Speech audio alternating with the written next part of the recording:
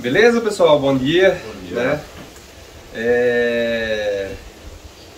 A ideia hoje, né, da aula é sobre térmica. A gente tem aqui pessoal mais novo que ainda não voou térmica. Tem pessoal mais velho que podia estar aqui na frente ajudando a dar aula aqui também. E a ideia, mais uma vez, pessoal, tudo que eu vou falar não é regra, igual eu sempre falo, né? A gente tem várias técnicas, várias, né, como que eu posso dizer? Tem várias linhas diferentes de pensamento, de como voar térmica, como enroscar. Então, até falo pro pessoal mais velho que tá aí, podem entrar no meio, acrescentar, corrigir, né? Não tô aqui como ditador ou dono da verdade, tá? Então, e qualquer momento vocês podem parar para perguntar também. Vocês vão ver também que assim, a gente vai falar em térmica, mas às vezes vai entrando em outros assuntos também, né? Questão de segurança, pilotagem, né? E a ideia dessa primeira aula, né? Tem gente aqui que já viu as outras aulas, já vou estar falando, chovendo molhado, né? Vai estar já falando coisas que vocês já viram mil vezes. Mas a ideia é atender o pessoal mais novo, né? Que vem entrando e vem renovando. Talvez fale de alguma forma diferente. Talvez acrescente alguma coisa a mais, ou talvez algumas coisas que eu já falei não fale, mas vocês vão perguntando que a gente vai falando. Então a primeira coisa é como se preparar para voar térmica, né? Então todo mundo almeja, né, voar térmica e subir, futuramente ir cross country ou competição, ou seja, para subir para mandar manobra. Mas às vezes o pessoal olha lá o piloto voando e não vê o preparo que esse piloto teve para voar térmica. O primeiro passo para a gente poder voar térmica, depois vocês vão entender o porquê, é o piloto, lógico, não só para térmica, mas também para qualquer tipo de voo, mas é o piloto ele saber decolar bem, né? Ele ter o domínio de decolagem, conseguir pegar a janela total de decolagem. Porque o que acontece? Às vezes a gente tá num ciclo lá, né? Tá vendo o ciclo ou tá vendo o urubu formando, e no que o cara vai tentar decolar, ele não consegue decolar. Ou às vezes pior ainda, né? Ele se joga lá porque tá vendo o ciclo na frente e fica de uma forma arriscada. Então você começa desde a parte de morrinho a ter uma boa decolagem. Você conseguir puxar às vezes com um vento um pouquinho mais ruinzinho, mais lateral, meio rotorizado, não comprometendo a segurança, né? Não vou sair no rotor, mas às vezes no momento que a térmica está chegando, não tá. Normalmente é a pior da situação para decolar quando está o ciclo na frente, porque a térmica forma uma parede lá na frente, diminui o vento na rampa, bagunça um pouquinho. Esse vai ser o melhor momento para poder decolar, tá? Então a gente começa esse preparo já lá no morrinho, e a gente vê vamos dizer assim, não dificuldade, a gente vê uma certa, às vezes, desleixo do pessoal, que o pessoal aprende o básico para formar, né, para ir para a montanha, e depois não vai mais para o morrinho, não treina mais, né? E quando a gente sai do morrinho, na maioria das escolas, a gente está às vezes autossuficiente para conseguir fazer o primeiro voo, né? Mas às vezes a gente não está com domínio, vamos falar, 95%, 100% acredito que ninguém tem esse domínio, né? Mas vamos falar, não tá com aquele domínio legal.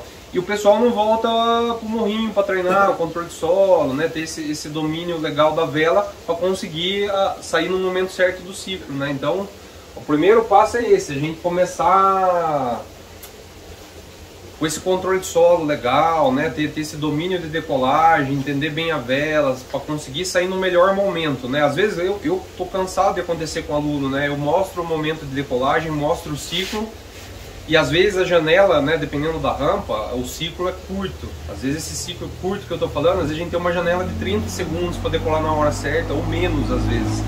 E o que acontece? O cara tenta uma vez, entortou a vela, até arrumar a vela, já era. Não consegue decolar mais na hora certa do ciclo. Vai perder o ciclo, não tem o que fazer, né? Vai ter que esperar outro ciclo. Às vezes o guia tem um ciclo único ou poucos ciclos. Aí ele vai ver todo mundo subindo e não vai conseguir, infelizmente não vai conseguir subir. Então não tem a ver nem com a térmica, mas tem que ver antes da térmica, né? A outra questão, né, para quem está começando, é instrumento. O variômetro é muito mais difícil voar sem variômetro. Tem bastante gente que defende a tese de aprender a voar sem instrumento e depois pegar o instrumento. Eu acho que tem uma validade grande nisso, né, de você tatear e não basear o movimento 100% em instrumento. Mas na experiência própria, eu comecei a fazer dessa forma com os alunos e eu via que a galera ficava patinando, sabe, perdia um tempo assim maior, ficava, vamos dizer, dando um murro em ponta de faca. E eu mesmo troquei depois do trabalho, comecei já a colocar com o instrumento até nos pregos para começar a interagir com o instrumento. Só que sempre detalhando bem para não ficar preso 100% em cima do instrumento, né? Os instrumentos normalmente ele tem um delay, né? Ele tem um atraso no apito. E mesmo que você regule os mais novos aí que são precisos, o tato vai funcionar muito na térmica, tanto na hora de centralizar como tudo. Apesar de hoje você ter também os centralizadores, mas o tato e o senso de direção vai ajudar muito em centralizar a térmica, mesmo você tendo todos os recursos tecnológicos hoje, né, os instrumentos. Mas começa disso daí de hoje, vamos dizer, você tem aparelhinhos que apitam só, que atendem bem, né, e desde aparelhos que vão centralizar, vai ter altímetro, vai ter tudo. Os aplicativos no celular, né, o Fly Sky High e o XC Tracker também ajudam demais, estão funcionando muito bem hoje. Então também é um recurso para poder voar térmica, né? Lógico que a gente não pode basear no instrumento só, a gente vai ter que aprender o básico, entender as outras coisas. Mas é um recurso que a gente tem hoje que está para ser usado, né? Então, como a gente tem já esse recurso, às vezes não precisa ficar voando sem variômetro ou sem instrumento, né? Para poder fazer isso. Seria legal fazer um voo sem instrumento um dia? Talvez, né? Fazer alguns voos sem instrumento para aprender a tatear a térmica. Mas o melhor, eu conheço alguns pilotos que voam sem variômetro, que não gostam do som e gostam de voar, mas perto do chão até funciona bem e esses caras voam bem, mas voando mais alto é muito difícil. Depois que você tem uma certa estabilidade de subida, você não consegue tatear muito bem, né? Para aquela sensação de subida, tudo muda um pouquinho. Não é que você não consiga subir, mas não vai ser a melhor, você não vai otimizar o melhor possível sem instrumento, né? Se não fosse assim, o pessoal ia estar voando competição sem instrumento, né? Mas o instrumento é uma ferramenta que vem para ajudar só e agregar. A outra coisa de preparo para voo de térmica, pilotagem, né? Às vezes assim o pessoal tem um desconforto em voar em situação com um pouquinho de turbulência, às vezes de lift ou turbulência por cisalhamento, vento, e quer voar térmica. E na térmica a turbulência é bem maior, o trabalho, né, de turbulência acaba ficando bem maior. Então a gente tem que começar um preparo, né, de controle de pique, né, de controle do yaw, né, ou mesmo do roll, que são os três movimentos ali, né? O pique, movimento frente e trás, o yaw é o movimento lateral e o roll é o movimento pêndulo lateral, né? Isso tem que ser começado desde o comecinho a trabalhar, porque na térmica vai ter uma amplitude maior, vai bagunçar mais. Então esse preparo de pilotagem é importantíssimo também para quem vai fazer a térmica. Isso a gente fala para voar com segurança. Às vezes tem piloto que sabe voar muito bem térmica, enroscar térmica, mas você vê ele voando de forma totalmente perigosa, né? Às vezes ele joga com a vela, né? Ele joga, fala, minha vela é segura, deixa na mão da vela, mas beleza, mesmo a vela A, né, pode fechar, pode entrar em giro, e então essa questão de treinamento de pilotagem é importantíssimo. A outra questão super importante é pouso, né? O pouso no horário de térmica é muito diferente do que, aliás, ele pode ser diferente, como ele pode ser igual, ou como pode ser até melhor, dependendo da situação, do que um voo de um prego à tarde, ou seja, numa situação de lift sem atividade térmica, né? O pouso de térmica ele é uma caixinha de surpresa. Tem hora que você vai chegar lá que vai ter turbulência forte, tem hora que afunda de uma vez, tem hora que não desce, tem hora que joga para o lado. Então, se você está voando numa situação mais térmica mais forte, você tem que estar preparado para todas as situações. Então, uma boa parte é a gente estar com uma aproximação bem legal, né? Às vezes o pessoal, vamos dizer, já sabe fazer aproximação à tarde, tudo, já está bom de aproximação à tarde, mas é legal a gente ter um um recurso a mais, né? Dentro das aproximações à tarde, marca um ponto no pouso e tenta chegar nesse ponto do pouso. O ideal é marcar no meio do pouso isso daí, tá? Porque você tem uma margem para trás e uma margem para frente de erro. E também não chegar de forma forçada, né? Você fazer o 8 lá, colocar, não, vou chegar ali. Se você passou, quer dizer que você calculou errado. Ou se você pousou antes, também calculou errado. Então é legal, você está conseguindo acertar mais ou menos essa proximidade, né? Lógico, não precisa pousar num metro ali, mas chegar mais ou menos onde você quer, você está com uma boa noção da sua vela. E isso nas situações diferentes, com um vento mais forte, com um vento mais fraco. Porque na hora da térmica, às vezes você está bonitinho para chegar onde você quer, de repente a térmica te sobe. Ou você está para chegar onde você quer ali, já opa, tá na altura certa, de repente afunda tudo, você pousa antes. Se é num pouso grande, ótimo. Se é num pouso pequeno, né, você pode ter problema com obstáculo. Outras formas é chegada com aproximação lateral, que depois, para quem não pegou, até o pessoal mais velho, é legal para a gente trabalhar, que é perna base, né, que é aproximação lateral. É legal ter essa carta na manga, às vezes funciona melhor do que o 8 tradicional de pousar. Chegada com uma curva suave também é importante, né, para quem vai voar térmica, cross country e precisa chegar em alguns pousos, às vezes não tão tranquilo. É sadio, né? Lógico que tem que saber fazer, começar aos poucos. Isso aí, o ideal seria começar à tarde, numa condição mais calma, e depois vir trazendo, né, para isso aí, uma curva suave primeiro. Em vez de você chegar naquela reta final distante, você chega com uma curva suave, deixa ele estabilizar sem ter pêndulo, né? Lógico que nesse exercício já acaba sendo perigoso, mas é um recurso, né? Eu mesmo muitas vezes chegar num pouso menor, né? Lógico, outra coisa, né? Tô pulando e tá indo, né? Mas tô pulando para frente e tô avançando no assunto sem ter nem começado. Mas vamos dizer, a primeira coisa é você escolher o pouso, né? Ter um pouso bom. Mas se você precisar chegar, e a gente tá falando assim, já teve vez de eu estar em pouso bom, grande, e eu ter que chegar de curva no chão porque a térmica me jogou para frente, eu tive que voltar no vento e jogar e ter que chegar de curva. Como eu tinha a curva na mão no pouso, né? Deixando chegar, não deixar pendular, né? Então já ajuda muito a evitar alguns incidentes. Então todo esse preparo é fundamental, né, antes de voar térmico. Você ter isso, essa questão de segurança, a questão, né, de otimização tecnológica dos instrumentos, decolagem na mão para conseguir ter o momento ideal de decolagem, você conseguir achar, não só achar o momento, mas conseguir decolar no momento, né? Então esse preparo antes da térmica é importante, né? Pessoal, eu estou falando também, qualquer dúvida que vocês vão tendo, não vamos esperar chegar em outro assunto, vocês vão perguntando conforme vai surgindo os assuntos, que daí fica mais fácil para a gente ir respondendo, tá bom? Bom, preparo para voar térmica, né? Você falou de subir, né? Você falou de subir, legal, ganhou altura. Mas eu já vi que tem situações em que alguns pilotos têm dificuldade para descer, porque chega numa certa altura, quer descer e aí só sobe, né? Então, é que aí pensando no lado, né?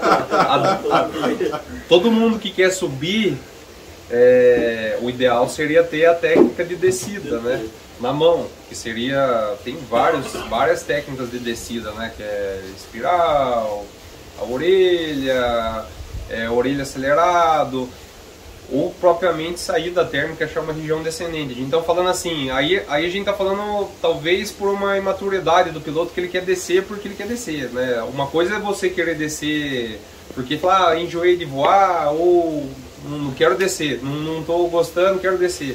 E outra coisa é ter uma necessidade de descer porque tem um nimbus, ou o vento está aumentando, uma situação de necessidade. Mas todo piloto, né, que for voar nesse começo de situação, não vai voar em situação que tem algum tempo ruim. Se ele for voar perto de ter uma situação ruim, que o ideal é nem estar voando, ele tem que ter a técnica na mão, né? Não adianta eu ir lá e fazer se eu não tenho recurso, né? Eu tenho que ter a carta na manga. Mas a ideia aqui agora é esquecer a descida, né? A gente vai aprender a subir, que na verdade é a maior dificuldade, né, cara? O subir é mais difícil, descer é mais fácil, né? Desde que não seja numa situação adversa.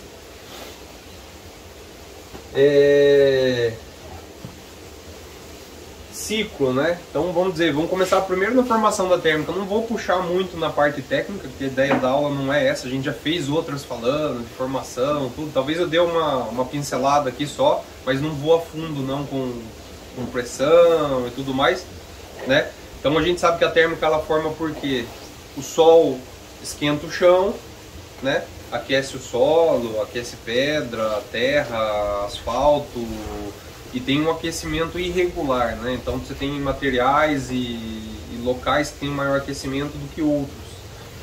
E esse aquecimento desigual, ele vai acabar gerando as térmicas. Se fosse tudo quente, né? Se tivesse tudo quente, né? Vamos dizer, o deserto do Saara, quase não vai ter térmica, ou não vai ter térmica, porque se tudo é quente, você não tem contraste de temperatura, contraste de pressão, de peso.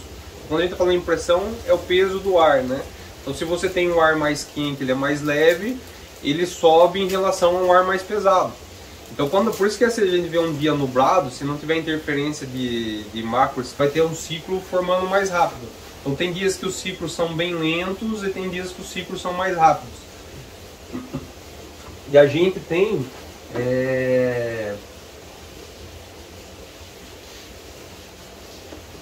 tem situações também que pode ser diferente. Por exemplo, assim, se um dia está com vento ou se ele está sem vento, muda também essa relação de ciclo, tá? Então, se essa...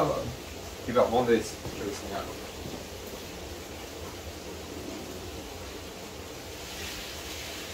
Ó, tá vendo? Ó, na ponta do dedo tá a gotinha presa, né? Ó. Beleza. Se eu tiver uma interferência externa, né? Por exemplo, tá presa, ó, não tá saindo, ó. Mas se eu fizer isso aqui, ó, soprei, já pingou, já saiu uma gota, ó. Se eu chacoalhar o dedo, tem uma gota que saiu. Então, por exemplo, assim, às vezes eu tô com a bolsa, né, o bolsão de ar quente formado e não tem vento, ele vai ter que saturar, crescer para desprender. É uma situação que acaba formando o Dust Devil, porque ela começa a formar reto assim, desprende, e como não tem interferências laterais, não tem soprando para um lado, ela vai começar a sair para cima, mas vai ter uma tendência em formar a rotação e isso vai ficar acelerado. Então é o princípio que acaba formando o Dust Devil. Ele pode ser às vezes potencializado por um rotor lateral de montanha, área de rotor, mas normalmente os dias com menos vento é que é onde você vai ter a situação do Dust lá. Mas que vai saturando, na hora que desprende isso, vai ser difícil essa bolha subir reto. Porque como ela converge, né, ela vem, não tem vento vindo de um lado, do outro, ela começa a ter pontos de entrada do ar frio de todos os lados. E quando você tem uma convergência, né, um centro de baixa pressão, que é a térmica, né, vamos dizer, o ar quente, a baixa pressão, e às vezes você tem o que? Entrada de ar aqui, entrada de ar aqui.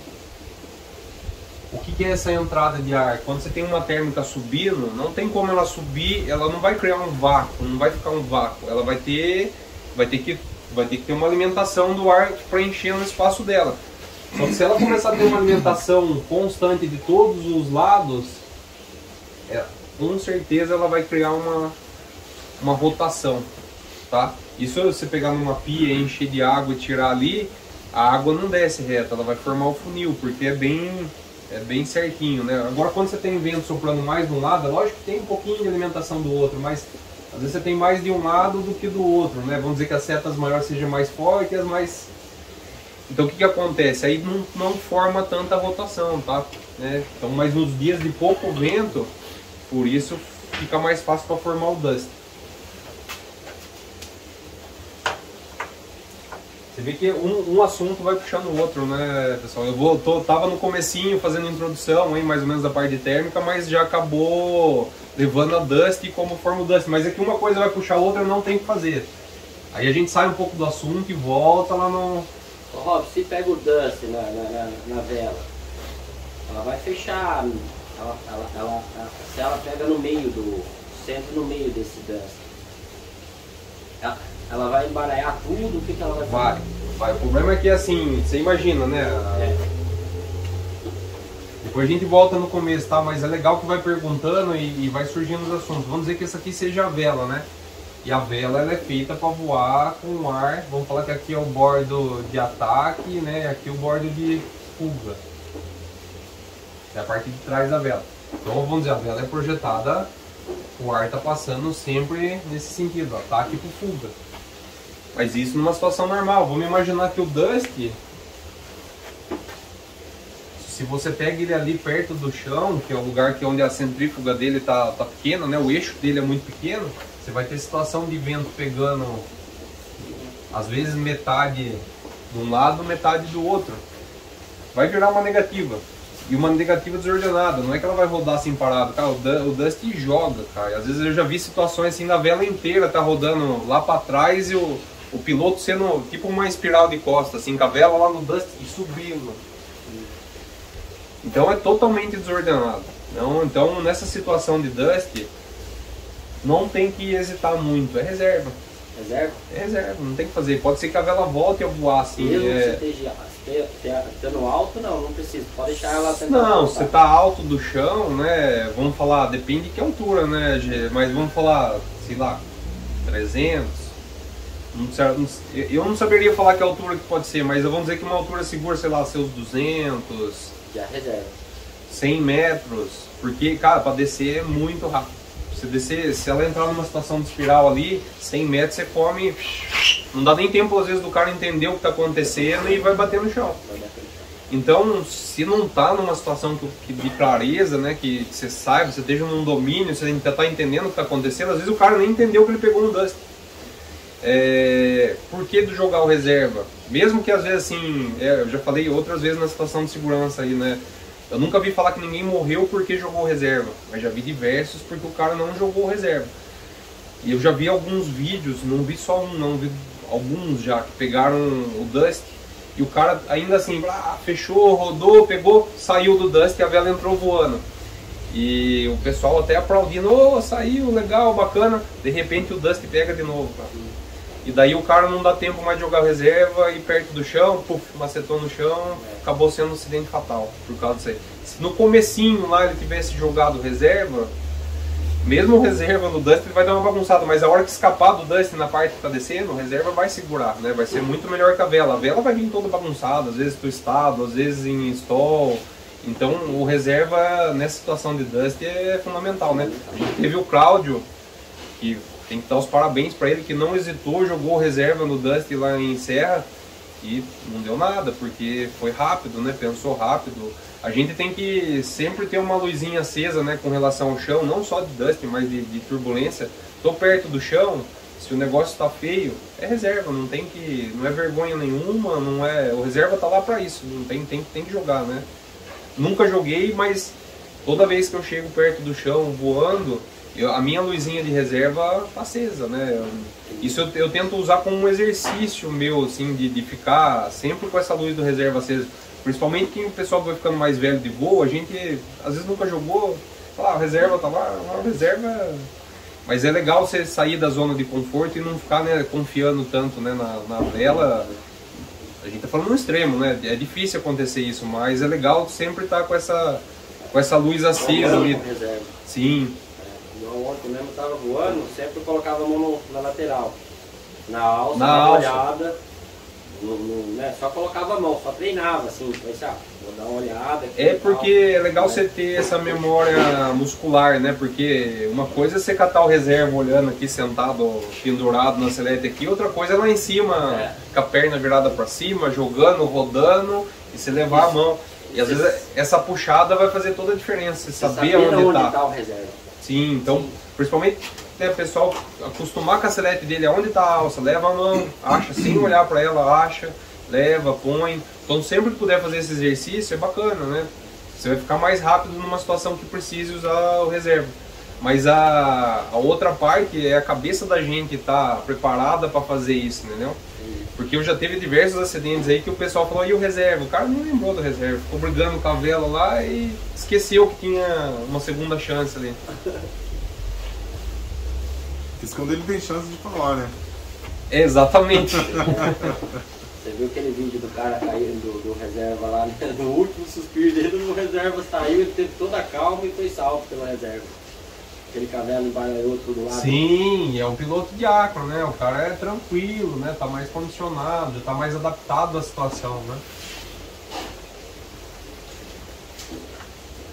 Então vocês entenderam por que existe ciclos, né? Existe sim as térmicas residentes, né? Eu vejo o pessoal bastante falar em Serra Negra de térmica residente, mas eu não enxergo como térmica residente as de Serra Negra. Eu entendo como gatilhos, né? Você tem um gatilho na esquerda, tem um gatilho na direita.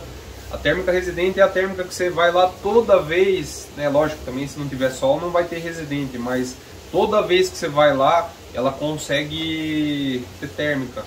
A gente tem, vamos dizer, um exemplo bem de uma térmica residente, é a Pedra da Santa em Governador Valadares, que é uma pedra, é uma parede de pedra lá dos seus 400, 500 metros de pedra, e ela está virada para a face norte.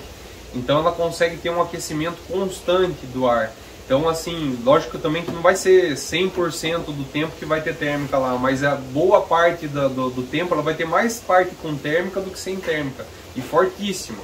Então por que acontece isso? Porque ela forma uma coluna constante. Então você tem um gerador que é a pedra, né, aquecendo o tempo todo aqui, e ela vai mantendo o ar quente subindo.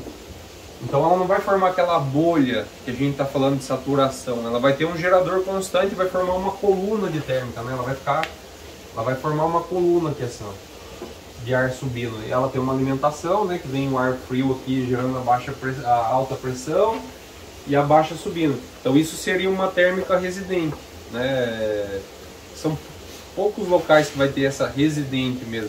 Lógico que ainda assim vai ter interferência, porque, por exemplo, formou uma nuvem em cima, sombreou a pedra e a pedra esfriou, não tem como ela estar quente, né? Ela vai manter um certo tempo de temperatura, mas depois vai baixar e vai parar de ter térmica. Mas numa pedra desse tamanho, cara, depois que ela esquenta mesmo é difícil esfriar. Pode ficar um bom tempo de sombra, porque o material vai continuar aquecido, né? Ela reserva calor ali. Às vezes entra à noite, sai à noite, ela ainda está quente, né? Às vezes, situações assim, exatamente. Imagina a noite que daí contrasta mais ainda, né? A térmica ficou lá a tarde inteira no sol, né? E depois chega o cair da noite que a temperatura baixa e a pedra continua ali morna, né, cara? Ela continua à noite, às vezes, a térmica, dependendo da situação, né? Ela preserva a temperatura. Então essas seriam as térmicas residentes, que eu não enxergo muito como uma situação de Serra Negra, tá? Eu vejo ali mais como gatilhos, que é outra parte que eu vou estar falando agora aqui, né? Antes do gatilho, a gente vai falar em gerador térmico, né? Então a gente sabe que os solos que aquecem mais, né? Arado, pedra, solo mais escuro. Esses são os geradores. Então eles que vão esquentar, vão dar essa diferença de temperatura, né? Vão ter um ar mais quente ali em volta deles e vão começar a gerar térmica. Só que não adianta a gente ter igual o deserto do Saara, é tudo areia, no meio do dia chega sei lá quantos graus, 45, 50 graus, quanto deve chegar lá. Mas no caso do deserto, ele é meio morto porque ele não tem contraste. Ele não tem lugar frio, ele só tem lugar quente. Diferente dele, você pega as regiões aí de montanhas altas com neve, você tem assim, tudo tá frio lá, mas tem lugar que tá com encosta com neve, tem lugar que tem uma pedra que toma um pouquinho de sol ali, que dá um puta de um contraste de temperatura, né? Ele vai estar com um contraste grande e vai ter térmicas fortíssimas, né? O pessoal voando no Himalaia, né? Acho que tem um relato do Rob Whitton. Foi uma vez voar no Himalaia. O Rob Whitton foi um piloto que ele foi campeão de asa delta e parapente no mesmo ano, acho que com seus 16, 17 anos, eu não lembro, mas era bem novinho assim. E o cara era fera, trabalhou muito tempo na Ozone. E ele foi fazer uma expedição lá no Himalaia e teve relato de pegada térmica de 20 e poucos, sem ser com cumulonimbus, né? Só situação de térmica normal mesmo, né? E, então você vê que assim, numa região que é gelada, né, que é neve, você tem os glaciares lá, mas você tem um contraste de temperatura muito grande. Então a gente está ligado muito à térmica a calor, mas na verdade tem que ligar a térmica à diferença de temperatura, né? Não é só o calor, né? É o calor em relação a outro lugar. Então esses são os geradores. E daí entra o gatilho. O que é o gatilho? Então vamos dizer, eu tenho ali um arado e do lado eu tenho uma mata. Essa mata vai ser bem mais frio do que o arado. onde eu tenho a região de contraste, né?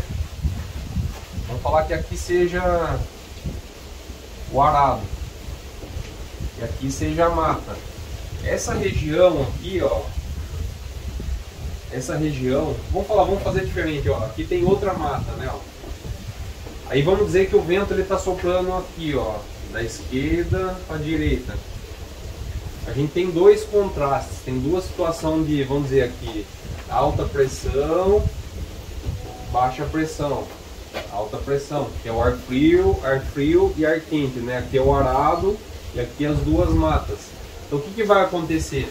Essa alta pressão, ela vai contrastar com isso daqui e ele também aqui vai contrastar. Só que como o vento está soprando aqui, o ar frio vai vir aqui e essa térmica vai desprender nesse lugar, que é essa área de contraste, né? Ela vai vir para essa lateral por causa da direção do vento. Se a gente não tivesse vento soprando de nenhum lado, a baixa subiria no meio do gerador, né? Mas quando a gente tem vento, a tendência vai ser ele desprender bem próximo a esse gatilho, que é o ar mais frio. O que pode ser outro gatilho?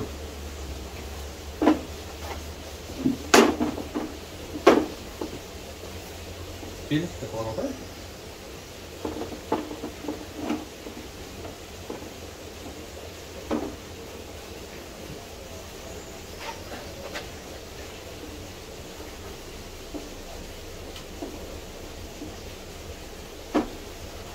Ó, vamos dizer, eu tenho um arado e no meio desse arado eu tenho uma árvore, que é um ponto mais alto. Esse ponto mais alto, né, da região, ele vai ser um gatilho. Ele pode ser um gatilho.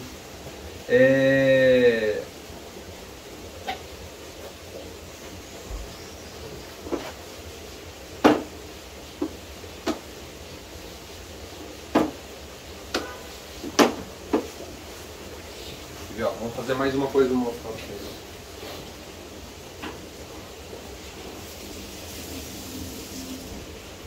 Ó, vamos falar que a térmica seja isso, né? Ó, eu tô com a mão molhada.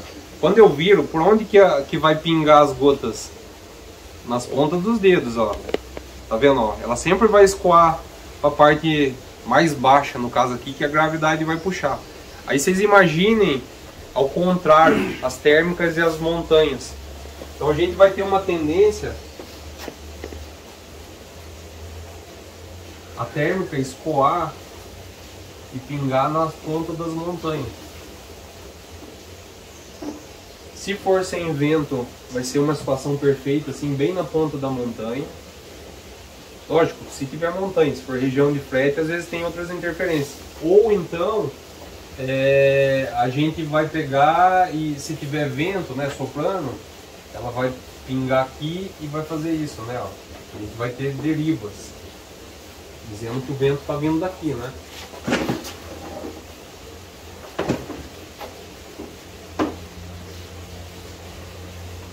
Então, toda montanha, ela acaba sendo um gatilho térmico, né? Ela vai ter uma tendência a escoar. E a gente tem no livro do Bruce, né, das 50 maneiras de voar melhor, a teoria do melado, né, que também como é que ela escoa. Você imagina assim, como se fosse um material bem viscoso andando no meio das montanhas, que ele vai escoar, pegar os vales, vai sair ali, vai desprender lá. Você tenta imaginar o fluido escorrendo quando vocês estão voando, olhando as montanhas onde sai, mas se o vento está aqui, ela vai fazer uma deriva assim, para posicionar onde sai. Mas então todo ponta de montanha acaba sendo um bom gatilho, né? Ela acaba sendo um lugar onde vai desprender mais térmica. Outra parte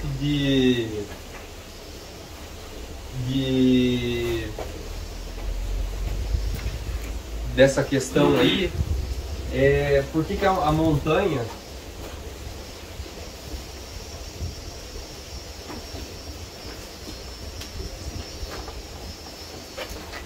a gente tem a térmica, né, que forma o calor por causa do sol aquecendo o solo. Só que conforme você vai distanciando do solo, essa temperatura, né, ela vai baixando. Normalmente, né, um 0,7 a cada 100 metros. Só que no meio do dia, quando você tem uma temperatura mais alta, o sol está aquecendo bastante, isso aí muda. A gente tem um gradiente térmico que ele vai ficando mais, quanto mais distante do chão é mais fria, porque você tem o chão muito aquecido e depois você tem as camadas mais altas não tão aquecidas, né? Então vamos dizer que aqui seja assim um pedaço, ó, que está o ar quente do chão e na montanha acompanha, né? Então você tem sol pegando aqui, ela está aquecendo aqui. Só que aqui nesse pedaço, por causa da altura, a temperatura é bem mais baixa, já pela altura na montanha, sendo que eu tenho um aquecimento do sol aqui na montanha. Então o contraste na parte da montanha é muito maior do que o contraste nas partes mais planas. Então você tem uma tendência mais na região que tem montanha a ter mais térmica, né? Você tem mais formações de térmica, você não precisa ter tanta saturação, porque o contraste de diferença de temperatura nessa altura é maior com o sol pegando aqui do que nessa região mais baixa. Quanto mais alto, mais contraste tem. Também é um gatilho, né? Também é um gerador, são situações. Então a gente vê que nessas situações aí ela pega bastante mesmo, né? E forma bastante térmica nas montanhas. A gente está acostumado a ver isso nas rampas, né? O lugar que mais normalmente estoura térmica é quando a gente já sai da rampa ali, bem na frente da rampa, com o vento soprando ali junto. É um lugar que tem uma tendência muito grande em ter térmica. Você sai na região vizinha, lógico, vai ter térmica também, mas é mais difícil. Ali é o ponto que a gente sempre vai e sempre acha, né? Ali perto, vamos dizer, no alto da serra, você saiu, perdeu, volta para a montanha, normalmente vai ter mais térmica ali. Ô mestre, mas ali nessa quebrada ele não vai dar não vai rotorizar? Não vai... Então vai, mas não é o caso, você não vai voar lá, né? Só para exemplificar, não é... Entendi. É só para falar onde forma térmica, né? Aqui se tivesse um vento forte, realmente formaria uma área de pouca turbulência. Depende do formato da montanha, depende do vento. Aí seria perigoso pular aí nesse... Se você passar voando baixo aqui, e se o vento estiver forte, ele vai causar uma área de desalhamento aqui, vai criar uma certa turbulência aqui. E às vezes pode levar aqui, até para cima da montanha, né? O caso aqui no Morro Pelado, a gente tem um degrau ali que acaba formando uma certa turbulência, mesmo mais alto que esse degrau. Nesses últimos vídeos que a gente viu no aplicativo, no WhatsApp, o cara vinha numa montanha ali, próximo ao mar, ali, e ele pegava ali aproveitava bem aquela parte ali da montanha e do vento vindo aqui, não sei, do... Lift. Lift, né? Pegava ali nesses últimos vídeos agora que a gente viu no Zap, no grupo. De lift? Mas é lift, né? Esse é o ascendente de montanha. É perfeito, né? Porque vem um vento constante ali do mar, né? E aí sim. É que a realidade sua agora é que na verdade, né, o lift é constante, né? Mas o lift é bem simples, não tem... Você pegou o vento na montanha, ele bateu, não tem por onde ele escapar, ele vai subir, ele tem que subir, né? Se tiver uma parede, a massa não consegue passar, ele é obrigado a ir para cima e forma o lift. Só que passou, escapou, acabou o lift, né? A térmica já é mais complexa, né? Ela já tem ciclos, já tem momentos.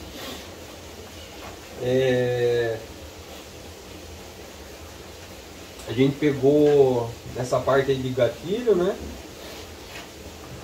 Agora vamos falar as partes visíveis da gente entender o ciclo, né, cara? Isso é um exercício, é uma arte, né, cara? Isso é difícil. A gente pode ir atrás de outro piloto, que não deixa de ser uma técnica para você ver um ciclo, entender. No começo, principalmente, a gente espera outros pilotos, ou você espera um piloto experiente voar e ver o cara subir, ou você espera o outro que não sabe, decola e afunda, pelo menos você sabe que está afundando, não está num momento legal. E quais seriam os sinais visíveis? É um negócio invisível a térmica, né? Eu não enxergo ela. Como é que eu vou saber qual que é o momento ideal para mim decolar? Então, a primeira coisa, o momento ideal, ele seria antes do ciclo chegar, quando ele está um pouquinho mais afastado da montanha, porque eu consigo, lógico, desde que seja um dia com mais vento, né? Um dia com pouco vento, o ideal é você conseguir pegar ali perto da montanha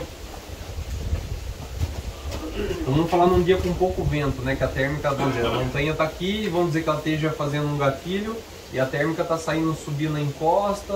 Às vezes a outra encosta também está subindo e ela está desprendendo aqui. Então se o ciclo forma e vem movimentando os matos, a vegetação ali embaixo da rampa ali, a gente aproveita e decola e usa a montanha. Às vezes no começo como lift, você vai voando, às vezes você consegue rodar um pouquinho, mas chegou aqui em cima, você vai continuar subindo em cima da montanha, né? Agora com situação de vento mais forte, né? Vamos dizer que está com vento mais forte, essa térmica ela não vai ser dessa forma, né?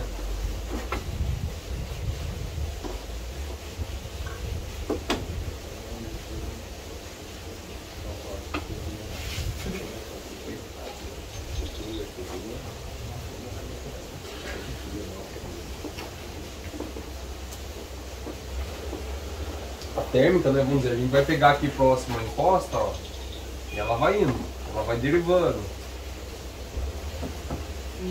Se for para mim com um cross country, é um piloto que tem experiência, eu vou embora com ela tranquilamente, desde que eu não perca essa térmica e o vento, vamos dizer a média velocidade do vento, né? Se for um vento muito forte. Agora o problema é eu ir com ela aqui e depois na saída acabou o ciclo, eu não volto mais para passar à frente da montanha, eu fico na área de rotor. Então, por isso, das vezes a gente pegar quando essa térmica está formada mais à frente, aqui, assim, que eu consigo vir e passar mais alto em cima da montanha e não ficar na área de rotor depois na volta, né? E é lógico, você vai ter que tomar uma decisão, vai ter que saber isso, né? Ou sair da térmica e abandonar porque está derivando demais, ou se eu vou para um cross country. Então o ideal é eu achar um momento em que a térmica está chegando. Quais vão ser os sinais disso? Se eu tenho vegetação na frente, você vai ver assim, momentaneamente vai baixar o vento na rampa, vai ficar um pouquinho mais baixo esse vento, e você vai ver a vegetação lá na frente começando a ficar mais mexida, mais forte. Então quer dizer, o ciclo vem chegando lá, e esse momento é o momento ideal para você decolar. Lembra quando eu falei da parte de ser ruim para decolar, e você ter o domínio de decolagem, e principalmente sem vento, porque às vezes acaba o vento e algumas situações fica muito bagunçado, torto ali, porque você está numa área do rotor da térmica. Então fica bagunçadíssimo ali na rampa. Tá ruim para decolar e você está vendo tudo indicando na frente. Ainda não falei da parte da carta coringa aí, que seria outros pilotos subindo e urubu, que é o que a gente busca, mas ainda estou falando da parte invisível, que a gente não está vendo só os sinais lá do solo, né? Então se você tem um bom domínio de decolagem, puta, tá tudo perfeito, o mato balançou, diminuiu o vento na rampa, tá começando o ciclo, tenho certeza que é um ciclo, vou decolar. Ah, mas tá ruim o vento, tá com pouco vento, eu não decolo com pouco vento. Aí eu espero, o que acontece? Eu espero o vento chegar para mim e decolar, ah, beleza, agora decolou, por que chegou o vento? Porque a térmica já tá aqui na rampa. E esse ciclo já vai estar por cima da rampa, aí eu não vou conseguir aproveitar tão legal isso daí. Então por isso que é legal você ter esse domínio de decolagem e tudo mais.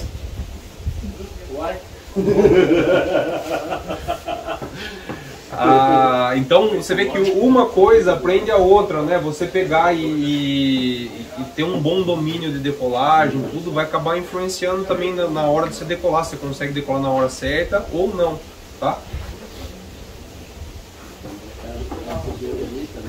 Pelo amor de Deus. Você quer pular? É corpo duro, velho. Nossa, que embaixadora, você viu? Tá parado a bola, pegar um rolo ali, né? É chutou, é.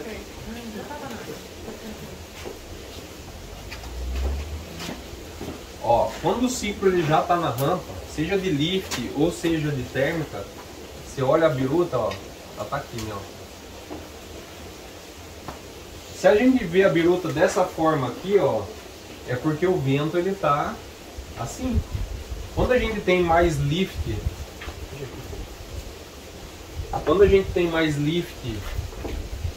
ou térmica, que o ar vai estar soprando assim, ó.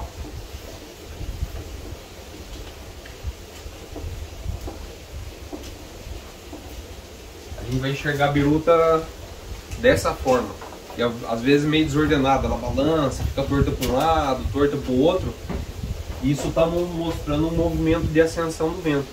a gente está falando da biruta, mas a própria vegetação é um pouco difícil de ver às vezes, mas a própria vegetação, as árvores que tem na encosta, tudo, o jeito que ela sopra é um pouco diferente. Em vez de ela estar soprando, deitando, as folhas meio empurradas para cima. Só que isso aí a gente vai conseguir ver de perto, né? É muito difícil conseguir enxergar isso longe. Algumas plantas são mais visíveis, né? Coqueiro, bananeira, a face das árvores de eucalipto, as coisas também, eles ajudam a mostrar isso daí. E o que a gente vê muito também a diferença de térmica ou só vento, é que quando é vento, a encosta toda vai soprar bem grande. Se você olha lá no fundo, tá ventando, lá tá tudo ventando, e às vezes a térmica é uma região mais localizada. Não quer dizer que não possa ter situação em que a térmica esteja pegando no geral. Já vi várias situações assim, que você tem um ciclo gigante em que tá pegando assim, a térmica tá pegando a região inteira da montanha, assim, soprando tudo forte. Mas isso são algumas situações. Normalmente você vai ter um lugar mais centralizado, mais forte. Quando você está voando, você enxerga. O eucalipto, né, que a gente tem bastante na nossa região, tanto no Alto da Serra, o Morro Pelado tem alguns também. O que ele mostra? Como que ele torna visível até alto isso daí? A folha de baixo, o lado de baixo da folha do eucalipto, ela tem um tom mais esbranquiçado e o lado de cima mais escuro. Então quando você vê com vento, é nítido você enxergar uma coloração mais esbranquiçada. Então você enxerga a face que está soprando e o miolo que está soprando. Então é facinho de você enxergar aonde está ventando mais, para localizar a posição aonde está uma possível térmica desprendendo.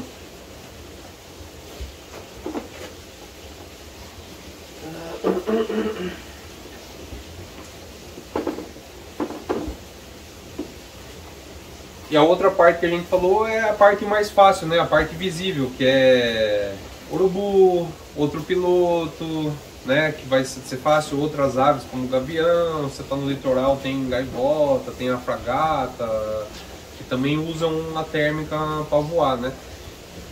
Então, se voar, lógico, se eu estou vendo ali, não adianta eu olhar o urubu voando, viu? Isso é normal, tô falando, vocês podem até parecer meio ridículo o que eu tô falando, mas eu canso de ver às vezes até o pessoal mais velho.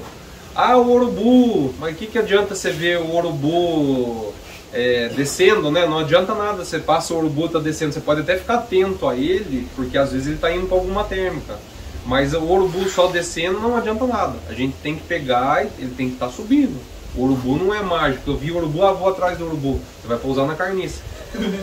Tem que estar o urubu subindo, tá? Mesmo que seja na carniça, tá, gente? Porque às vezes eles estão mais localizados na posição de carniça ou de lixão. Mas se você viu ele rodando e subindo, o ar tá subindo, ele não tá batendo asa, então tem ar subindo ali. Agora se o urubu tá simplesmente só voando normal, baixando, descendo, o urubu não é mágico. Ah, térmica, tem um monte de urubu. Não, não é térmica. Às vezes o urubu tá ali passeando, brincando, mas ele tem que estar subindo, né? Então eu já vi isso, tô vendo um piloto velho falando, ah lá, urubu! E outra coisa que é legal de ver também, às vezes tem que ver o eixo que ele tá rodando, principalmente gavião, porque roda muito fechado, né? O urubu já roda um pouquinho mais aberto, mas tem que ver qual é o eixo que ele tá rodando, porque dependendo do eixo que ele tá rodando e subindo muito fechado, a gente não vai conseguir aproveitar com o parapente, né? Ele vai pegar e vai ficar... Você bate na térmica, bate, escapa, tem que pegar uma situação que você consiga rodar e aproveitar ela. Então, às vezes na boca da rampa você vê ele subindo fechado, é difícil.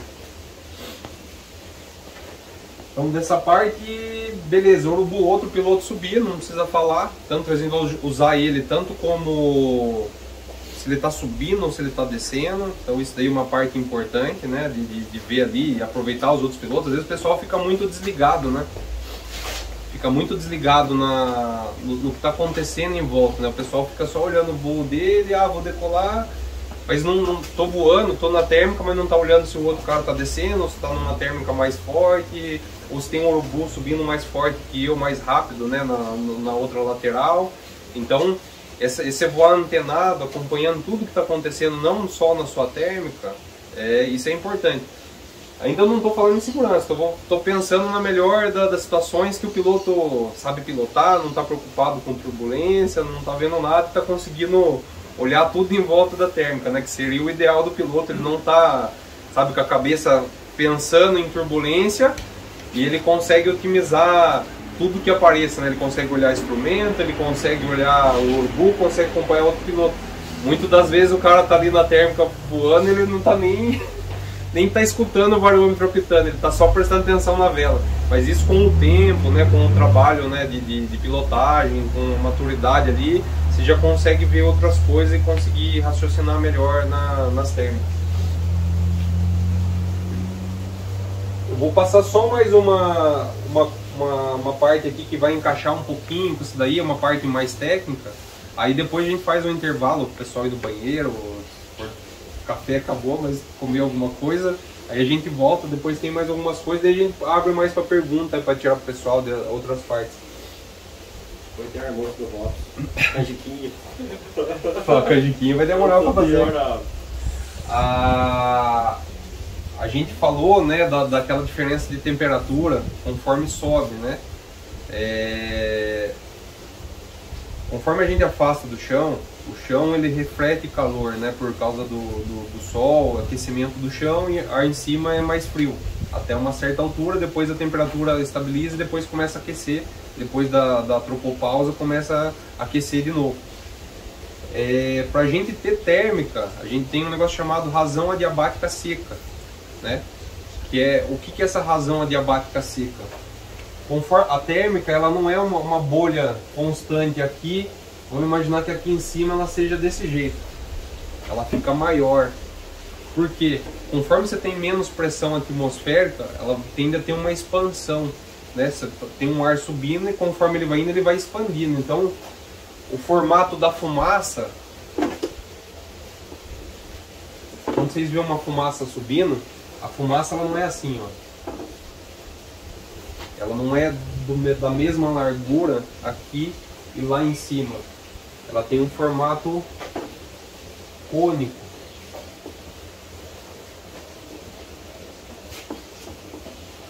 Assim como o Dust Devil. Por quê? Porque na parte de cima, onde você tem menos pressão, a tendência do ar expandir. Só que nessa razão adiabática seca, quando você expande, você baixa a temperatura, você perde temperatura. Se vocês, vamos dizer, pegarem ou ao contrário, quando você comprime, você aquece, você ganha temperatura. Quando você pega lá um compressor, ele está sugando e comprimindo o ar dentro do cilindro lá, você vai lá e está quente, porque está comprimindo o ar. Então essa compressão, ela aquece. Quando você pega lá um gás de cozinha mesmo, você pegar e abrir ali e der um jato ou qualquer outra coisa que estava comprimida e sai, forma até gelo, porque a temperatura baixa pela expansão. Então quando a térmica sobe, ela expande, ela perde temperatura. Então para a térmica continuar subindo, precisa o quê? Que o gradiente térmico, que é a diferença de temperatura conforme você distancia do chão, que o gradiente térmico seja superior o valor dele à razão adiabática seca. Porque senão a térmica não vai continuar subindo, tá? Entrou um pouquinho nessa parte mais técnica aí, pessoal, né? Só pincelando, só para... Não vai fazer muita diferença para vocês entenderem lá. Mas vocês vão saber porque tem dia que tá sol, muito sol, e às vezes não tem térmica, né? Para ela que ela continuar subindo, a gente precisa ter uma instabilidade. A razão adiabática seca é 1 grau, tá? Então, vamos dizer assim, um dia de 1 grau, a térmica vai continuar subindo. Se ela tiver igual, né, ali as duas ali, do mesmo jeito que a térmica desprendeu aqui por diferença de temperatura, ela vai continuar subindo do mesmo jeito. Se eu tiver o valor superior a 1 grau no gradiente térmico, a térmica vai ficar mais forte na parte de cima. A 1000 metros você vai fazer frio, né? Vai gelar. Não. Ela vai gelar, a térmica também vai perder temperatura, mas ela vai continuar subindo, tá? Agora, aí, a gente vê que eu não tinha falado ainda, né? A gente tem a razão adiabática úmida. Depois que ela condensa, né? Que você virou uma nuvem e condensou, ela muda essa razão de 0,1 para 0,6. 0,1 não, de 1 para 0,6. Aí o que acontece? Quando a nuvem forma, potencializa essa situação. Então, por isso que a gente tem o cumulonimbus formando. Porque conforme ela vai puxando umidade e condensa ali, a gente já tem uma liberação de calor porque fez uma transição de estado físico, né? Ela saiu do estado gasoso, do vapor, e entrou no estado líquido, que são as gotículas de nuvem. Aí o que vai acontecer? Entrou nesse aí, a gente já tem liberação de calor, porque ele fez uma transição de estado físico. E depois que ela entrou nesse daí, ela entra também na razão adiabática úmida. Ela não precisa mais de 0,1 de diferença na temperatura para cima. Ela entra a 0,6, então o negócio vai ficar muito mais forte. Então por isso que potencializa e a gente acaba tendo o desenvolvimento dos cumulonimbus, mesmo sem ter sol, mesmo sem... Chegou um certo momento ali, ele próprio se autossustenta, porque ele suga, carrega umidade, condensa e forma, e o negócio vai virando uma usina ali, né? Quando a água muda, quando muda de estado, ela libera também um pouquinho de calor, e daí tem uma doação para o que está em volta, e aí retroalimenta tudo. Exatamente, e além de entrar na razão adiabática úmida, né? Você tem a mudança de estado, né? do gasoso para o líquido, né? Uma vez falando, que a gente já falou as outras vezes, a nuvem, a parte visível dela, até na escola, quando aprendia no livro lá de ciências, aprendia de forma errada. Depois eu fui entender, porque eles falam o que é o vapor? É a fumacinha que sai no bico da chaleira. E a fumacinha que sai no bico da chaleira não é vapor, o vapor não é visível. Aquela fumacinha ainda é gotícula de água. Depois que ela some, que é o estado gasoso, né? O visível é líquido. Então a nuvem ela é formada por um monte de gotícula suspensa, né? Então ali ela já está no estado líquido, né? Quando a gente fala de cumulonimbus, depois a uma certa altitude a gente vai ter pedra de gelo, cristal de gelo. A gente tem os cirros, né? Também, que quem andou de avião e às vezes está voando lá seus 10 mil e vê aquela, tipo uma névoa assim que está passando nos cirros, é tudo cristalzinho de gelo, né? Já não é mais, ela já não está mais no estado líquido, ela já formou cristal, já está no estado sólido. Então, entrando nessa parte de física aí pro pessoal, né? Mas só dando uma pincelada, porque, vamos dizer, vai influenciar pouco, né? Mais dado de conhecimento. Mas ela sobe seca e aí lá em cima ela fica úmida? Quando a térmica sobe, ela carrega a umidade, né, do chão, mais do ar do que até do chão. E ela ainda está no estado gasoso, está no vapor, é vapor, né? Por que a gente... Vamos falar num dia clássico aí que você tem aquele céu lindo, azul, cheio de pomponzinho de nuvens. O ar lá em cima ele é seco, ele não tem umidade. Se tivesse umidade no ponto de orvalho, que é onde está formando condensação, estaria totalmente fechado de nuvem. Quando você está com o céu azul cheio de pomponzinho, o ar lá em cima está seco, seco, seco, seco. A única umidade que chega lá em cima é a umidade que foi carregada pela térmica do chão. E quando ela chega no ponto de orvalho, que é onde condensa a nuvem, vai trocar de estado. Ela vai do estado gasoso para o estado líquido. Uma coisa que eu nem marquei ali, a térmica é muito visível. Visível não, vamos falar nos sentidos, né? A gente consegue ter o tato, sentir a hora que bate na térmica, porque você está descendo, de repente sobe. A visão é difícil, que a gente pode ter a visão olhando, né, o urubu, ou seja, as árvores balançando. E quando você já está voando alto térmica, o olfato. Quem voou já deve saber, já deve sentir. Cara, você está voando, normalmente você está voando assim, tirei de uma térmica e estou voando. Você está voando numa região que é meio inodora, não tem cheiro e não tem umidade. Quando você vai chegando na térmica, cara, é nítido como você sente um cheiro de umidade. E às vezes até de outras coisas que vêm do chão. Como a gente está acostumado já com o cheiro que está no chão, seja de mata, seja de fumaça, seja das coisas que estão no chão, você não percebe que você já está aqui já.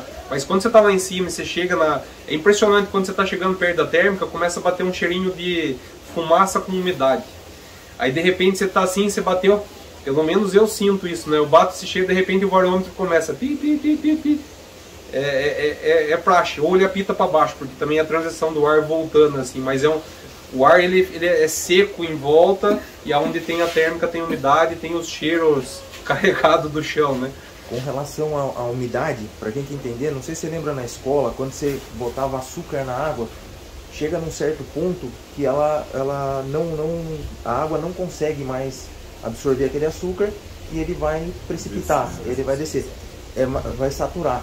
É mais ou menos a mesma ideia com a umidade dentro do ar. Você tem o ar, a água solta aqui dentro, vai chegar num determinado ponto de pressão e temperatura que ela vai saturar e vai se tornar vapor visível, e daí depois vai saturar mais, vai se tornar água e vai cair. Entende? Então vai depender da temperatura. Do mesmo jeito com o açúcar. Se você aquecer a água, ela consegue absorver mais açúcar. Ela gelou, ela vai precipitar açúcar. É a mesma ideia no ar. Então vai chegar num determinado ponto onde a umidade vai saturar e ela vai precipitar. E isso vai determinar o teto. Então por que vamos dar um exemplo, né? Semana passada o pessoal estava voando a 3.000 sem entubar, sem estar dentro da nuvem. Porque a umidade estava muito baixa. Então, e tinha nuvem formada em cima, mas o ponto de orvalho estava tão alto, né? O ponto de orvalho é onde condensa, porque o que vai determinar a altura do ponto de orvalho? A temperatura e saturação. Então, se eu tenho umidade muito baixa, a temperatura tem que baixar muito para mim conseguir chegar numa saturação onde forme nuvem. Agora, se chega no verão, hoje, por exemplo, né, mudou o tempo, a gente não estava com as montanhas entubadas, né, o Morro Pelado estava entubado, as outras montanhas mais altas estavam todas entubadas. Por quê? A umidade está tão alta que na altura da montanha a saturação já está chegando no ponto de virar nuvem. Então não precisa subir lá 3.000 metros, com 1.200 metros já está saturando, não a ponto de chuva, já está na saturação de condensar, né? Então você imagina, se ela está condensando na altura do morro e essa nuvem desenvolver, ela não precisa chegar tão alto ou acumular tanto para virar chuva, né? Você consegue ter chuva com mais facilidade. Por isso que no verão a base, né, o teto das nuvens são mais baixos. E no inverno você tem, na primavera você tem essas nuvens muito altas com baixa umidade, né? Então, e outra, o começo do dia você tem as nuvens mais baixas, os cúmulos. Quando eu tô falando em nuvem de térmica é cúmulos, tá pessoal? Tem diversos tipos de nuvem, por formações de térmicas ou não, por movimento de massa. Mas o cúmulos em si, o início do dia, quando você começa a voar, o teto dele é uma altura, porque você ainda tem mais umidade no começo do dia. Conforme o sol vai aquecendo, vai tirando umidade do ar, do chão, tudo, vai diminuindo a umidade. O que vai acontecendo com o teto da nuvem? Ele vai subindo. Então a nuvem que estava formando, vão lá, seus 1.000, às vezes ela chega a subir 300, 400 metros mais alto no final da tarde. Esse teto sobe, porque diminui a umidade. Outra coisa, o pessoal tem dúvida, por que o gelo para no ar, né? Por que ele fica suspenso? Ele não está exatamente como o gelo da forminha nossa, ele está como um cristal de gelo, né? Então ele fica suspenso por causa de uma tensão que existe na atmosfera. O ar, ele tem uma tensão, como se fosse a flor da água. Você coloca alguma coisa em cima da água, ele fica em cima da água, depois ele fura essa tensão e desce. O gelo está suspenso. A partir do momento que ele começa a agregar mais, juntar mais partículas, ele vai ficando mais pesado, e em algum momento também ele fura essa tensão.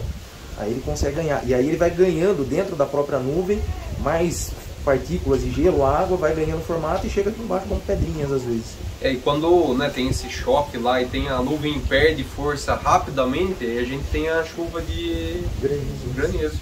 Porque daí ela perde força e não dá tempo desse gelo derreter e ele acaba aglomerando junto, né? E às vezes dentro da nuvem, né, chega a ter suspensão de gelo grande aí assim mesmo. Tanto é que o avião, ele tem no radar dele, ele pega tanta parte de turbulência como as partes de gelo da nuvem. E ele não acaba não passando essas partes porque arrebenta com a fuselagem do avião. A vela também tem bastante turbulência dentro da nuvem, né? A nuvem é uma camada muito, vamos falar, tem muito contraste ali, né? Muito irregular. Você tem partes mais fortes, partes mais fracas. Dá para você voar alguns dias tranquilo, alguns dias tem turbulência forte. Mas normalmente tem uma turbulência mais ali dentro. Na base, quando você acaba de entubar, normalmente não tanto. Se você subir lá seus 100, 200, 300 metros da nuvem, às vezes começa a ficar meio bravo o negócio, meio chato, né? Eu já fui por experiência própria, né? Já fui algumas vezes lá em cima. Depois dos seus 300, 400 metros dentro da nuvem, começa a molhar tudo, porque daí começa a condensar demais, começa a acumular água na vela e ela vai vir um condutor, começa a descer água pelas linhas, fica perigoso porque a vela molhada, o stall é bem mais fácil, né? Então, as velas novas aí de alta, cara, se molha desse jeito aí, desce, hein? Ela estola facinho e não volta mais não. Se molhar, porque já são muito no limite, né? Então não é muito aconselhável não, né? Eu já fui por curiosidade, o meu pai filmou, né? O pessoal já viu o vídeo, tem dele lá também entrando, acho que ele subiu os seus 400, 500 metros lá dentro da nuvem também, desce água pelas linhas. Se você subir um pouquinho mais, acho que eu fiz uma vez só, começou a formar cristal de gelo nas linhas. As linhas ficam, além de depois dela começar a molhar, começa a ficar felpuda. Mas aí você tem que subir lá, o teto já está mais alto, você sobe mais uns 600 dentro da nuvem. Só que, cara, você tem, não é aconselhável, né? Faço o que eu digo, não faço o que eu faço. Mas já foi, esse passado é só experiência, é laboratório. Mas o que acontece, né? Você tem que saber a situação que está voando, porque para fazer isso a nuvem praticamente já tem que ser um Castellanos para conseguir subir desse jeito dentro dela. E para ela virar um Congestus e um Cumulonimbus, dependendo da situação, o que você tá na curiosidade, brincadeira lá maravilhoso, pode ficar perrengue o negócio, né? Então, você entrar e brincar lá com a nuvem não é muito sadio, né? É melhor você chegar ali, né? E hoje falando na regra, né? É proibido, é vetado para nós que nós estamos no aerodesporto, a gente voa o visual, né? É proibido andar dentro de nuvem, né? Então, na verdade, é lei, né? Não é nem questão disso, mas às vezes dá uma briscadinha na base da nuvem. Tem algum recorde aqui na região que já bateu? De altitude? O cara ter voado mais distante? Aqui Tem vários. Tem? Né, Quantos não? Eu acho que o recorde paulista, puta, eu não vou saber falar exato, acho que parece que 250. Do Alto da Serra, Vicenzo, OLC 186. Não, ele tá falando da nuvem. Não, aqui dentro, aqui não, mais distante. Mais distante não, é então, Vicenzo 186. O Serra foi batido... O Ralph bateu em distância em ponto a ponto, bateu com 136,7. 84. Não sei, 130 e alguma coisa. Ele bateu. Distância ponto a ponto, né? Então a diferença de distância ponto a ponto é o OLC, né? Que a OLC leva em consideração a OLC, eu não sei falar exato, mas ela conta. Já teve voo que eu fiz de triângulo, ó, mais ou menos assim, ó. Saí aqui, fui lá, veio aqui. Ele tenta contar o ponto mais distante aqui, o ponto mais distante aqui e aqui. Ele traça uma linha reta, se for fechar um triângulo, né? Quando você está numa reta, ele vai contar alguns pontos, mas ele não conta essa trajetória, né? Por exemplo, assim, ele tenta fazer o mais distante aqui, mas não contou aqui, né? Ele não marca um quarto ponto, né? Ele marca lá, mais distante daqui, aqui, onde dão os pontos mais distante de onde você foi. E isso é a distância OLC, que vocês vão ver lá no XC Brasil, que tem distância OLC e distância linha reta. Então, por exemplo, no voo deles lá, por que deu quase igual ao voo? Porque foi um voo reto, né? Teve uma pequena desvio. Então ele marcou um ponto aqui, aqui, aqui, mas não é tão diferente da linha reta, ponto a ponto. Beleza? E também é diferente do trajeto todo que a gente fez, né? Porque não, é o trajeto. deu se olhar o track log, ele vai contar todas as. Vamos dizer, parei para rodar a térmica aqui, ele está contando, ó. Isso é o track log, ó. Ele está contando toda a linha que você fez, ó. Aí você vai reto, aí depois ele conta aqui, então ele vai contar todo esse percurso, né? Vai dar mais aí isso é para quem tá pedalando, ou tá caminhando, porque para quem tá voando, se olhar o track log, você ficar voando em cima da rampa ali 4 horas, vai dar igual o cara que fez o cross country de novo.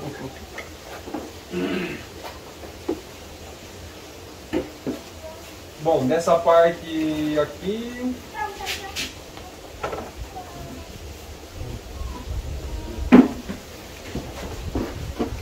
bom, beleza, querem fazer um intervalo, usar o banheiro. Aí depois eu coloquei mais uns tópicos aqui, depois vocês vão falando também, né? Eu coloquei aqui agora, que acho que talvez o pessoal está mais interessado, que é como centralizar a térmica, né? A pilotagem também dentro da térmica, né? E com nuvem, como a gente usar as nuvens também aí, tanto na decolagem, que é mais difícil, ou voando de térmica. E até o Guilherme tinha falado, né, de como o pouso e a decolagem, né, cara? A gente também aborda isso daí também na questão de pouso e decolagem, em questão de segurança, o que fazer, como deixar a vela, os perigos que tem, né? O Caetano perguntou agora no intervalo, um negócio que sempre eu vou responder para todo mundo, né? Ele perguntou se existia possibilidade de passar para cima da nuvem com a térmica. Na verdade, o cúmulos é a térmica. Então, o que vocês estão enxergando lá em cima é a parte visível da térmica, que é onde já entrou, né, no ponto de orvalho, já condensou e formou. Só que a gente perde em relação à térmica, que é o que o parapente perde, sempre 1 metro por segundo, mais ou menos, vai variar de uma vela para outra, que é a nossa taxa de queda em relação à massa. Então, quando eu estou subindo a 4 metros por segundo na térmica, a térmica está subindo 5. Porque eu sempre estou perdendo 1 metro por segundo. Então o que vai acontecer? Jamais eu vou conseguir sair por cima da nuvem, porque a térmica ela vai indo, vamos dizer que aqui está a térmica, né? Ó. Ou que ela tivesse esse formato, né? Então sempre eu estou afundando dentro dela 1 metro por segundo. Por isso que a gente pega uma térmica e vai indo, vou rodando, até que eu escapo dela, e às vezes tem outros pilotos que estão mais altos que continuam. Porque eu não consigo otimizar 100% a térmica, né? Eu não consigo aproveitar ela 100%. Ela sempre está subindo 1 metro por segundo a mais do que o piloto está subindo. Então, a nuvem é a mesma coisa, né? Eu vou ver lá um cúmulo formado, sejam castellanos, né? Eu estou subindo aqui nele. Essa parte de cima, que é a parte visível dele, eu jamais vou sair por cima dela. O que eu posso fazer, né? Que não é o ideal, lógico, voar dentro de nuvem, mas eu sair dessa nuvem e tá em cima de outra. Por isso vocês vão receber algum vídeo com o piloto voando acima da nuvem, mas não porque ele saiu por cima dessa nuvem, porque ele saiu de uma mais alta e voou em cima de outra, tá? Mas a gente nunca vai conseguir superar. E fora da nuvem não tem térmica, porque a parte de umidade, se tivesse térmica ali, estaria condensado, né? Não vai ter ali, o ar é seco, né? E normalmente depois que saiu da nuvem é liso, não tem turbulência. É muito liso, porque não tem mais térmica, né? Na transição de saída aqui na borda é super turbulento. Você está fazendo uma transição de saída ali, às vezes é bem chacoalhado, né? Tem dia que a nuvem forma uns redemoinhos na lateral, a base, tudo é meio cisalhado assim. Aí é bem turbulento, normalmente início de dia. Mas depois você saiu dela aqui, normalmente o ar é bem estável, bem tranquilo, não tem muita turbulência não. E o que o aparelho me mostra é quanto eu estou subindo, não? Quanto você está subindo. Então na verdade quando a gente fala lá que pegou uma térmica de 3, na verdade é de 4. Ela é de 4. Aí vamos pôr mais um ponto, tá? Não é dessa aula, depois a ideia, o que é a ideia? A gente fazer essa aula, fazer o trabalho lá pro pessoal, pra quem não pegou térmica ainda aprender. Então, mas vamos dizer, é um passo inicial disso. Para colocar o pessoal voar térmica, para a gente começar a fazer uma tiradinha atrás da rampa, cortar o cordão umbilical dali da rampa, começar as primeiras tiradas e trabalhar com quem vai para cross country ou para quem competição. Lógico, cada um na sua fase, né? Não adianta o cara falar, eu quero ir para cross country, mas não sabe rodar térmica. Não tem como, né, cara? Tem que fazer a base, tem que fazer o alicerce aí, tá? Então, só aproveitando, ó, pra gente explicar outra coisa que tem a ver com a outra, que seria a outra parte e depois a gente otimizar na questão de cross country. Quando a gente chega lá e a gente tá voando e o variômetro zera, vocês vão ver, por exemplo, o Flymaster, ele tem o buzzer, né? O buzzer ele apita quando tá zero, na verdade. Ele fica um barulhinho até meio chato, lá, fica um negócio que eu não gosto muito, mas ele ajuda porque eu sei que eu tô voando a 0 metro por segundo, não tô descendo e não tô nem subindo, eu tô nivelado. Se eu tô nivelado, o que que acontece com o ar ali? A termal tá de 1 metro E por segundo. tem uma térmica de 1 metro por segundo. Então quer dizer que eu tô numa térmica. E às vezes essa térmica ela tá começando a térmica. Então se eu acho uma situação de 0 e eu não tô vendo nada viável para mim continuar a tirada ou para algum lugar, não tem muita altura, eu fico nela. Eu fico porque eu já fiz várias vezes isso. Essa térmica que tá 0, na verdade é 1 metro por segundo, daqui a pouco ela fica de 1, de 2, pode ser um início de um ciclo, porque a térmica ainda tá fraquinho, tá começando, daqui a pouco o negócio fica bom. Você vai pegar no inteirinho. Você vai começar normalmente é no início do ciclo que ela fica desse jeito, né? Ou final, um dos dois, né? Mas se ela for no início de ciclo, você fica ali no 0 a 0, 0 a 0, às vezes você fica lá, vamos lá, 5, minutinhos ali, se mantendo. E outras vezes você se mantém no voo assim, até você conseguir ver alguma coisa viável, né? Você está permanecendo em voo, né? Melhor do que tá descendo. Exatamente. Mas quer dizer, se eu tô voando a 0, quer dizer que eu tenho uma térmica de 1 metro por segundo. Tem um ar subindo ali, então já não é um ar sem estabilidade, né? Você tem alguma situação de ar subindo ali. Beleza? Não, era um tempo mais ou menos da Terra. Cara, vai ser variável, né? Não tem padrão. Pode ser que até, vamos dizer, pode ser que a térmica seja de 1 e ela nunca vire de 2 para você subir 1 metro por segundo. Pode ser que ela continue ali, você vai ficar 0. Né? Se a diferença de temperatura é pequena, a térmica está subindo a 1 metro por segundo e ela continue assim. Se ela nunca virar uma térmica de, vamos falar, 1,5 metro que você estaria subindo no meio, você vai ficar no 0 a 0 nela. Aí vai até acabar a vida útil dela. Normalmente a térmica que é fraca vai acabar mais rápido, né? Se você tiver numa descendente de 2 metros por segundo, você perde 120 metros por minuto. Isso. 240, se for uma térmica, uma descendente de 4 metros por segundo, são 240 metros por minuto. Por minuto. 240? E lembrando que a descendente de 2 não é de 2. Isso, é de 3? É de 1. Uma a gente tá planando. Descendente. É. A descendente é o inverso da térmica. Então se a descendente é 2, está marcando 2 no varômetro, eu estou descendo a 2, mas a descendente é de 1. E mais 1 que é a minha taxa de queda, né? A massa está descendo assim e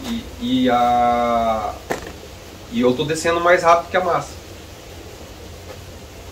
Quando você está fazendo a curva na tele, você não está perdendo mais que 1, porque a hora que você começa a fazer curva, você começa a perder mais, né? Então, toda vez que você faz curva, você acaba tirando a vela, né, da posição de sustentação e acaba gerando mais força G. Com isso aumenta a taxa de queda, né? Você está aumentando o peso também, né? Se a asa sustenta assim, né, ó, para cima, a sustentação. Se eu tiver uma asa inclinada, a sustentação é essa. Ela já não é mais totalmente para cima. E fora isso daí, a gente tem a questão de carga lar. Se eu tô, a vela jamais voa desse jeito, né? Eu sempre, se não tem nada, a vela, eu vou voar embaixo da vela, vou vir para o ponto mais baixo. Se eu tô voando assim, é porque existe força centrífuga. Se eu tenho força centrífuga, eu tenho mais carga lar, eu estou pesando mais na vela e a vela vai ter um afundamento maior. Então, que às vezes compensa ter para você se manter dentro da termal. Exatamente, né? Então agora a gente vai começar a falar em centralizar a térmica e vai entrar nessa questão. Que daí a questão de assim, se eu vou rodar mais fechado, mais aberto, né? Como que eu vou rodar? Então agora nós vamos começar a entrar justamente nessa parte. Se compensa eu ficar rodando mais fechado, ou se compensa eu rodar mais aberto.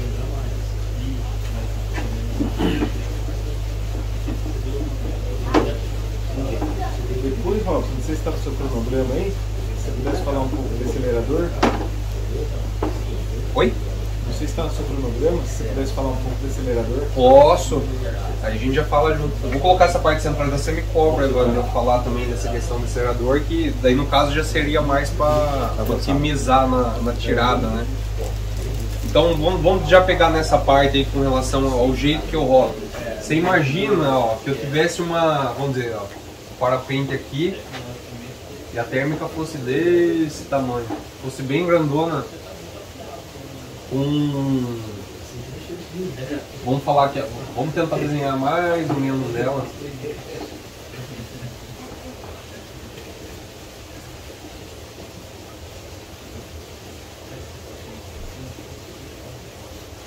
Ó, vamos falar que a térmica fosse esse formato assim, ó. Tentando exemplificar o tamanho dos dois, né, parapente e térmica lá. Vamos dizer que seja uma térmica bem grande, tá?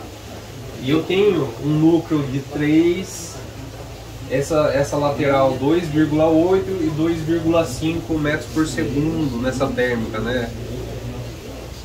Então o que acontece? A diferença do núcleo para as laterais é muito pequena, tem meio metro por segundo. E a térmica é bem grande.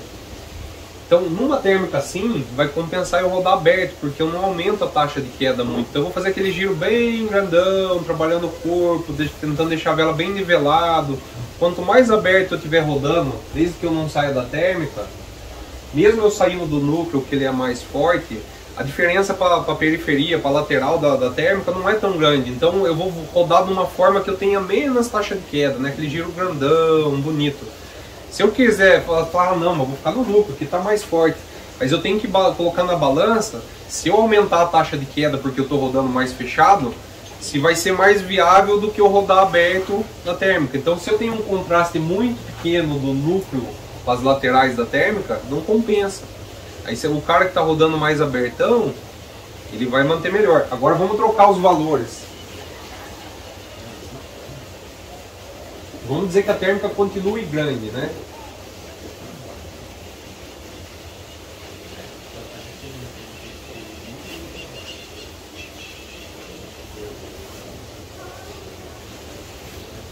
Olha a diferença já agora, ó, do núcleo para a lateral da térmica. A gente tem diferença de 4 metros por segundo. É bastante. Então, mesmo eu rodando mais fechado e mantendo o núcleo, mesmo que eu perca mais, porque eu vou rodar mais fechado, né? Vamos dizer, eu vou aumentar a minha taxa de queda. Quando eu tô falando aumentar a taxa de queda, não quer dizer que eu tô caindo, tá, pessoal? Que eu tô afundando, mas quer dizer que eu vou, dentro da massa de ar, eu tô afundando mais, porque eu tô rodando mais fechado. Mas se eu me manter nessa região aqui que tem 6, né? Vamos tentar fazer uma conta, vamos dizer que vou colocar um valor fixo que não tem nada a ver, mas vamos dizer que eu rodando fechado, eu tenha uma taxa de queda, em vez de 1 metro por segundo, que é o normal, eu vou ter 2 metros por segundo. Então, se eu rodar fechado aqui dentro, é 6 menos 2. Tá ganhando 4. Estou ganhando 4. Aí vamos dizer que eu rodando um pouquinho mais aberto, em vez de eu descer 2, eu estou descendo 1,5. 3 menos 1,5, eu estou ganhando 1,5. Então quer dizer, mesmo rodando mais aberto, eu tô subindo menos do que rodando mais fechado aqui no meio. Tá? Esses valores não são isso, tá, pessoal? É só para exemplificar, tá? Mas a ideia é essa. Então, se eu conseguir manter um giro fechado dentro do núcleo mais forte, se tiver essa grande diferença de térmica, eu vou subir muito mais rápido do que o piloto que está rodando abertão e não está batendo toda hora no núcleo, não está conseguindo constante. Agora na térmica mais constante, que você vê que não tem muita diferença, né? Que você anda assim, bateu, ela fica apitando, não dá muita diferença do núcleo para a lateral e ela é grande, melhor fazer um giro mais aberto, mais tranquilo. Agora quando ela tem um núcleo mais definido, se você conseguir manter nesse miolinho, nesse núcleo mais forte, ela vai subir bem melhor, tá? Cara, voar térmica é uma arte, né, cara? Tem que exercitar, tem que experimentar, tem que voar. A ideia aqui da aula é dar uma bagagem teórica para vocês conseguirem melhorar a prática e conseguir compreender a prática, né? A gente tem muito piloto que voa por instinto e até consegue voar bem. E tem piloto que voa por réplica, né, cara? Ele replica o que os outros estão fazendo. E você vai ter o piloto que está compreendendo o que está acontecendo. Esse vai ser o melhor, né? Tem hora que a gente vai replicar, tem hora que o instinto vai ser mais, você vai falar mais alto, né? Mas assim, se a gente conseguir entender tudo que está acontecendo, com certeza você pegar os grandes pilotos aí. Mais uma vez falando, quando eu falo grande, né? Não quer dizer que o cara é melhor, né? Mas vamos dizer que eles conseguem fazer os voos mais altos, melhor competição. Não quer dizer que ele é o melhor piloto. O melhor piloto, na minha opinião, é o cara que se diverte mais. Mas o que a gente está almejando, voar mais e querer voar mais distância e mais térmica, o cara vai ter conhecimento, o cara estudou, né? Ele não simplesmente faz, né? A exigência técnica, mesmo com um cross country ou com uma competição, não é simplesmente... Você pode pegar o piloto que está voando bem, mas você coloca lá, se for para chegar num nível de competição, não é simplesmente você chegar lá assim, não, eu vou arrebentar lá. Não é, cara. A galera que está lá tem um nível técnico alto, cara. Às vezes o pessoal vai e se sente até e fala, puta, cara, eu não vou nada, né? É bem assim, sabe, que você deve ver o pessoal voando, otimizando com técnica, prática e conhecimento, né, cara, tudo junto. Então esse misto junto, você vai colocar o pessoal voando pra caramba. Ninguém que tá lá na ponta, o cara simplesmente fala assim, eu vou. O cara estudou, voou, ele tem as duas coisas, ele tem a prática e ele tem a teoria também, né, ele tem a teoria também bem formada. Precisa voar competição? Não precisa. Mas se você quer, vamos dizer, se o pessoal almeja fazer um voo melhor, quer voar de térmica, quer subir, quer fazer cross country, né? Esse conhecimento vai ajudar demais, né? Fora a parte de segurança que a gente tem que sempre estar trabalhando. Essa situação de um núcleo muito mais forte, acontece isso por volta do meio-dia? Tem alguma coisa a ver com o horário? Normalmente, quando o sol está mais forte no meio do dia, você tem térmicas com núcleo mais forte. No final do dia, você já vai ter essa situação mais expandida, assim, sabe? Você pegar térmicas maiores e mais constante e um pouquinho às vezes mais fraca. E tem a ver também com a altura que você voa. Perto do chão é mais formado assim, mais em cima, por causa da razão da diabática, da expansão lá, né? Não da diabática, da expansão da térmica em cima. A térmica em cima ela fica mais grande normalmente. Você tem uma térmica mais ampla, mais constante. Perto do chão o negócio é mais bicudo, né? O contraste é maior ali. A fumaça. Você olha a fumaça perto de onde ela está saindo do fogo, cara, ela tá um absurdo de forte, entendeu? O negócio fica um negócio muito definido, cisalhando, né, rotorizando na lateral. Aí quando você olha em cima ela já está expandida, mais tranquila, mais grandona.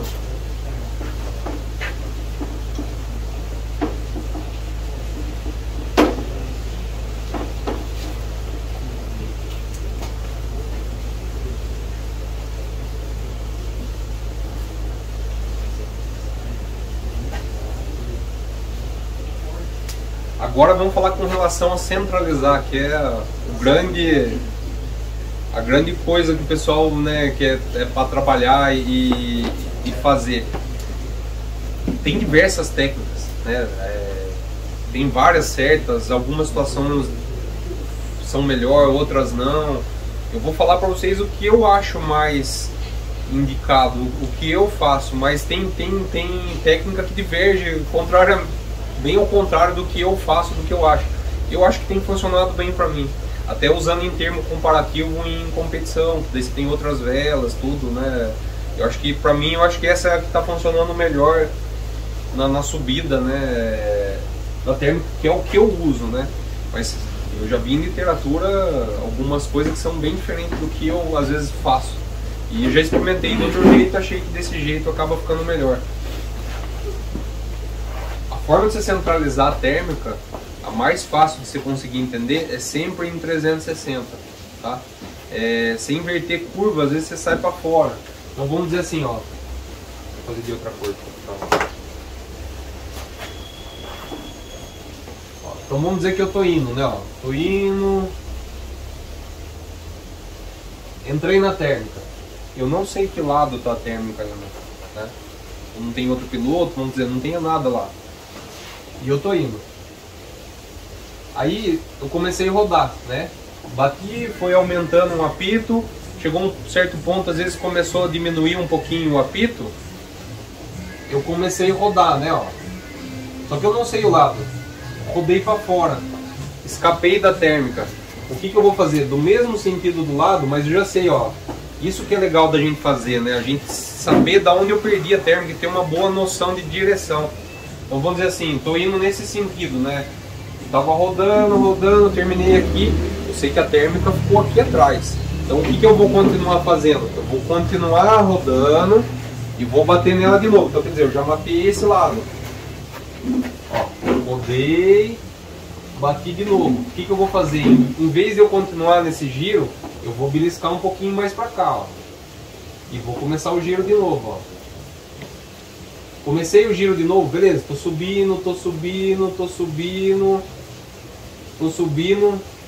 escapei de novo, né? Saí fora da térmica, vamos dizer que essa parte preta seria a térmica, né? Vou continuar no giro, já vi que a térmica está mais posicionada ali. Vou rodar, continuei, bati de novo. Vou andar um pouquinho mais para esse lado, para começar esse giro, tá? A gente imagina também a térmica como um negócio redondo, bonitinho, né? Como se fosse um alvo lá. Não é assim, cara. A térmica ela tem vários formatos, ela oscila, às vezes ela troca, ela tem 2 núcleos, tem 2 térmicas, às vezes acaba de um lado, fica do outro, tem dia que está variando bastante, isso aí vai depender do dia. Tem dia que você tá voando aqui, cara, você fala, agora eu vou embora, né, cara? Você encaixa, o varômetro fica constante. Você tá bonitinho, bonitinho, bonitinho, some. Aí você vai pro lado, você acha ela do lado. Aí você de novo pega, daqui a pouco. Porque se fosse assim, dependendo da situação, ó. Mais uma vez eu vou falar da fumaça, que a fumaça também é um negócio que é como se fosse a térmica visível. Se você olhar uma fumaça normalmente em final de tarde, ela forma um formato quase que perfeito, assim, cônico. Isso seria a térmica do sonho. Mas se olhar até a fumaça com vento, com situações diferentes, a fumaça ela faz assim, daqui a pouco aqui ela deita, daqui a pouco que ela sobe, ela inverte, daqui a pouco ela vai para lá. Ela é tudo meio bagunçada. Por quê? A gente tem camadas de vento diferentes, velocidades diferentes, às vezes posições diferentes. Então isso vai fazer oscilar a posição da térmica. Então constantemente eu vou ficar procurando o núcleo da térmica. Ah, preciso fazer deriva por causa do vento, eu tenho que forçar mais indo a favor do vento. Se você fazer aquilo que a gente estava falando de centralizar lá a vela, e sempre tentando achar o núcleo, isso vai acontecer espontaneamente, né? Eu vou rodando, conforme o vento vai me empurrando, eu vou fazendo a deriva junto com a térmica. No caso não é essa térmica aqui, mas vamos dizer assim, eu não preciso forçar jogando a favor do vento. Se eu continuar no giro constante, eu vou acompanhando a massa e tentando achar sempre a parte mais forte. Por isso a importância do variômetro. Isso é uma coisa que vai ser muito difícil para fazer sem variômetro, você ter esse tato de conseguir sentir partes mais fortes. Você até vai sentir que está subindo, mas para você saber o lugar que está mais forte mesmo, o som ali é muito eficaz para você sentir isso daí. Lembrando que assim, o variômetro tem um delay, né? Você não, às vezes você sente assim um pouquinho mais e ele apita depois. Alguns menos, outros mais.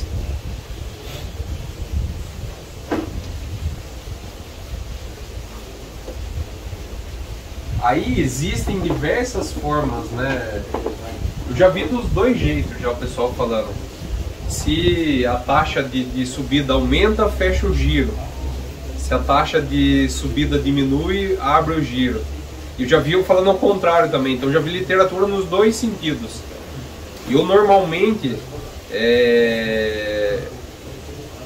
eu uso um meio termo dos dois. Se eu acho a parte mais forte, eu já rodo mais fechado para permanecer nela, mas ainda assim, às vezes eu dou uma andada para lateral para ver se não está mais forte que ela. Já aconteceu comigo, eu estar rodando aqui bonitinho, de repente do nada eu resolvo ir um pouquinho mais para o lado e ali estava muito mais forte do que onde eu estava. Então eu uso, né, para otimizar, eu sempre dou uma, mesmo eu estando na térmica constante rodando, eu dou umas briscadinhas em todas as laterais, todas as posições, para ver se realmente eu estou no núcleo formado. Mas cara, isso é um exercício constante, né? Preferência contra o vento, não? Não. Para qualquer dos lados? Para qualquer eu tento dar uma, sabe, mesmo, vamos dizer, estou na minha zona de conforto ali, já achei a térmica, estou no núcleo, está subindo constante, mas eu tento, sabe, mesmo que eu perca um pouquinho, se eu estou mapeando ela, eu dou uma bliscadinha, vamos falar, sul, daqui a pouco depois eu dou uma bliscadinha de leste, uma bliscadinha de norte a mais. Independente da direção do vento. Independente da direção do vento. Agora tem uma outra questão que você impõe desse jeito. Por quê? A parte mais forte da térmica, ela consegue brigar mais com o vento. Então são duas forças, né? Você tem uma força da térmica subindo e você tem a força do vento empurrando. Só que a parte mais forte, ela briga mais. Então ela consegue ficar mais para cima, mais vertical. A parte mais fraca, ela deriva mais. Então normalmente a parte de trás da térmica tende a ser um pouco mais fraca, olhando pela fumaça. E a parte da frente, onde ela faz o choque com o vento, são as partes mais fortes da térmica, tá? Já vi situação diferente voando por experiência mesmo também, assim, de às vezes jogar para trás e até achar a parte mais forte, talvez esteja mais protegida, não está brigando com o vento. Mas se você olhar uma fumaça, é quase que uma regra. A parte mais densa da fumaça, que é onde está subindo mais forte mesmo, fica na frente de onde vem o vento, e as partes que vão derivando, algumas partes aqui, né, algumas descem até, porque já não tem muita força, está pegando a descendente junto, fica na parte de trás.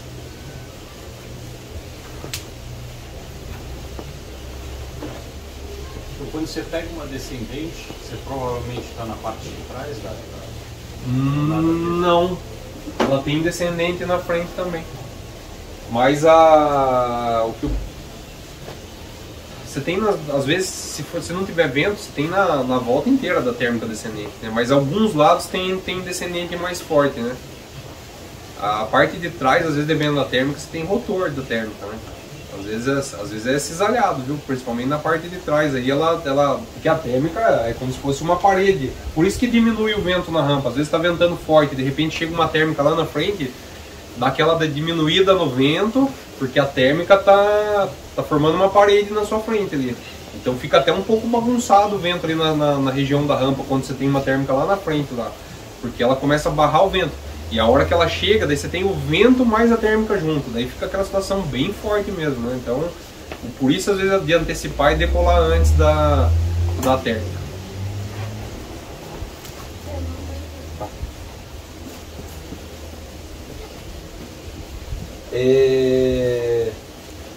A térmica tem um tempo também, né? Se não for a térmica residente, né? A gente já falou. Às vezes ela pode ter um formato assim, ela pode ser uma bolha, ou ela pode ser uma coluna, né, constante. Se eu estou numa bolha dessa, lembrando que eu afundo a 1 metro por segundo dentro dela, né, conforme eu estou rodando, ó, a térmica vai subindo e eu vou ficando para baixo, eu vou perder. Se eu estou numa térmica desse formato, e vamos dizer, tem um piloto aqui em cima e tem um outro aqui, os dois estão subindo. Mas esse ó, tá vindo aqui e esse está aqui.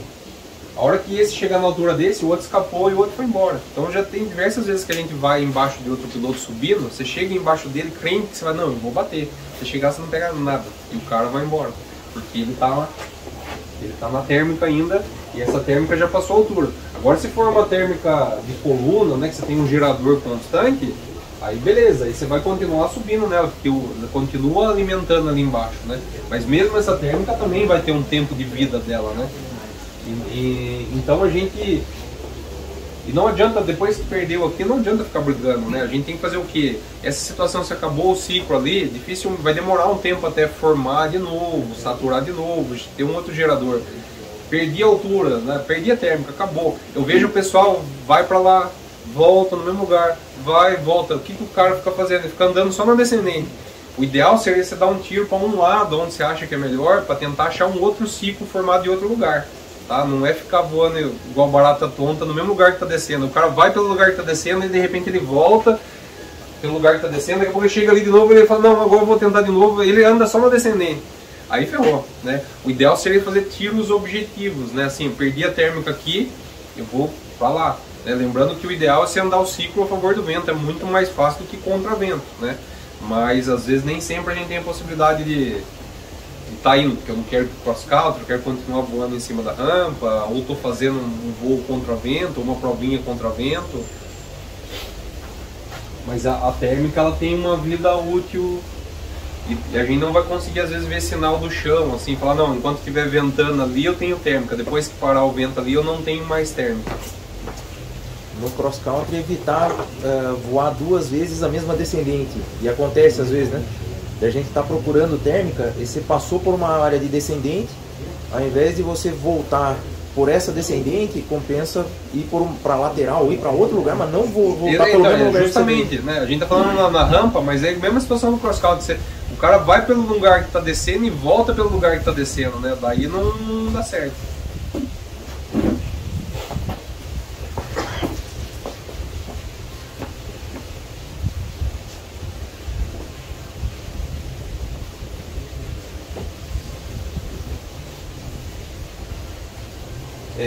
Aí entra junto também a decisão que assim, a gente achou uma térmica, subiu, e a próxima, né? Mesmo que não seja cross country, aí vai encaixar nisso daí. Para onde que eu vou agora, né? Ganhei altura, estou lá alto, onde eu vou achar a próxima térmica, né? Seja cross country tirando a favor do vento, ou contra vento, ou para ficar voando em cima da rampa, eu tenho que achar a segunda térmica, né? Com a altura já vai ser mais difícil para a gente visualizar a velocidade, as coisas no chão, né? Movimentação, tudo, até a térmica sair do chão também, chegar na altura maior lá, já demora um certo tempo. Então eu vou tentar fazer uma linha, né? Se eu vou tentar fazer contravento, eu vou ter que achar o ciclo que vem vindo lá da frente. Normalmente eu vou ter que fazer o quê? Vou ter que andar um bom trecho contravento para achar. Só que nesse trecho contravento é mais difícil porque a vela afunda mais contravento. A favor do vento,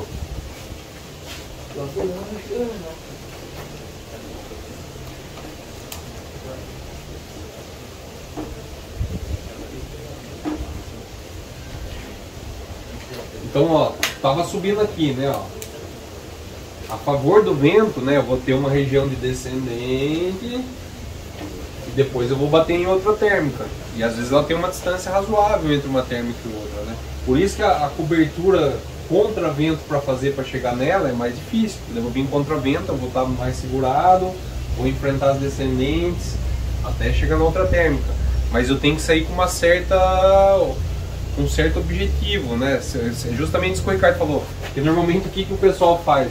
Sobe aqui, aí ele joga pra cá, aí começa a descer, aí enfia o rabo no vão da perna, aí ele quer voltar, aí aqui já não tem mais térmica. Então você não tem que fazer, você tem que tirar num objetivo e continuar.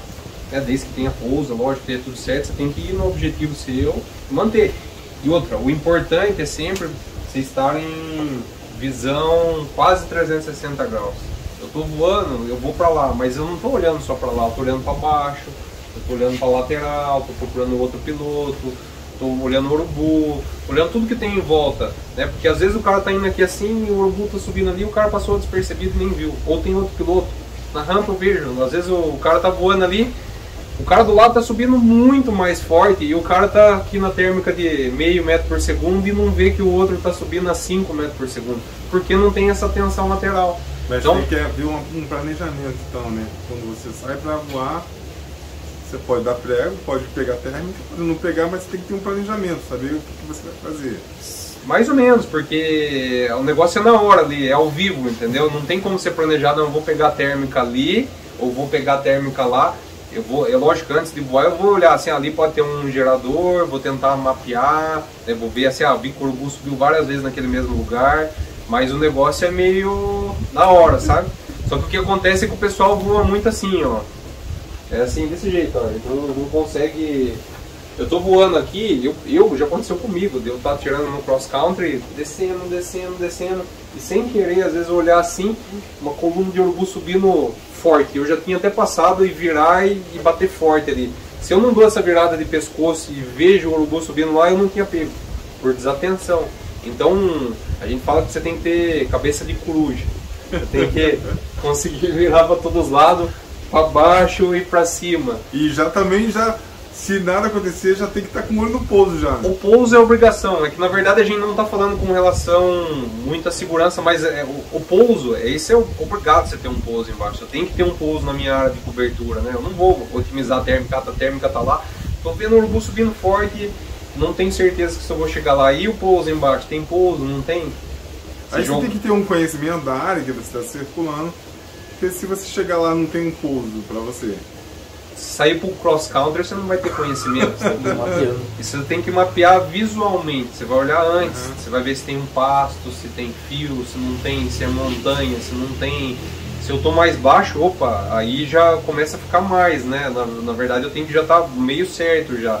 Se eu jogar para lá e coincidentemente ver uma térmica nesse caminho, beleza. Agora assim, sei assim, tá tudo lindo de térmica nesse lugar, mas não tem pouso embaixo, e aí? Eu vou lá e se não pega, não é certeza que eu vou lá chegar e pegar a térmica. E se eu não pegar, o que eu faço depois? Vou pousar em cima da árvore? Sempre tem um opcional. Você tem que ter uma opção, entendeu? Isso é obrigação, não tem o que fazer, né? Jogar duro assim, a gente vai ver igual acontece diversos acidentes. O pessoal tendo que pousar no meio de cidade, lugar de pouso ruim, fio. Mas aí você já começa a contar com a sorte, né? Já não está sobre o seu comando totalmente, né? Uma das literaturas, isso em cross country, no voo local não faz muito sentido, mas se você vai fazer uma tirada, de preferência andar em cima, se tiver cordilheira, em cima da cordilheira, de preferência na deriva do vento, e se você cair numa descendente, tem literatura que fala, para você sair 45 graus, não permanecer, tá com uma descendente de 4 metros por segundo, sempre desvia dela para tentar uma outra linha, porque você pode estar numa linha ruim. Ah, sim, é porque assim, as térmicas, né, elas tendem a ter um alinhamento com o vento. A gente vê isso visualmente quando forma os cloud straight, né? Tem dia que está muito formado, isso está bem desenhado, em que você vê formar as ruas de nuvem, né? Então você tem nuvem aqui, nuvem lá, nuvem lá, nuvem aqui. Aqui, aqui, aqui. Isso sempre vai acontecer, ó, com o vento soprando nesse sentido. Então a perturbação dessa térmica acaba ajudando na outra térmica, que ajuda na outra, que ajuda na outra. Então você vai ter um alinhamento de térmica e outro alinhamento de térmica. Pode ser que lá tenha outro alinhamento de térmica. E nessa região do centro, alinhamento de descendente. Só que isso quando tem nuvem é fácil de ver. Quando o céu é azul é difícil de ver. Então o pessoal fala que se você não tem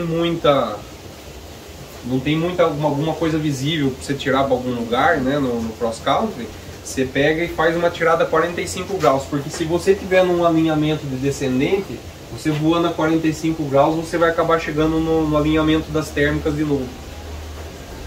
Mas isso na tirada depois, né? No cross country ele vai ajudar isso se não tiver nada visível. Então tem essa teoria de você jogar 45 graus e não pegar esse alinhamento de descendente. E olha, fala assim, um alinhamento descendente desse, você desce de 2000 e vai pro chão rapidinho. Porque você entra numa região afundando muito. E quando ela tem de formar alinhado assim, é impressionante como tudo aqui está subindo, você pega o alinhamento subindo também. E como aqui tudo está descendo, né? Não está naquele tradicional que, vamos dizer que seria o quadro branco aqui, com bolinhas espaçadas para todos os lados, sem alinhamento, né? Que seria, vamos dizer...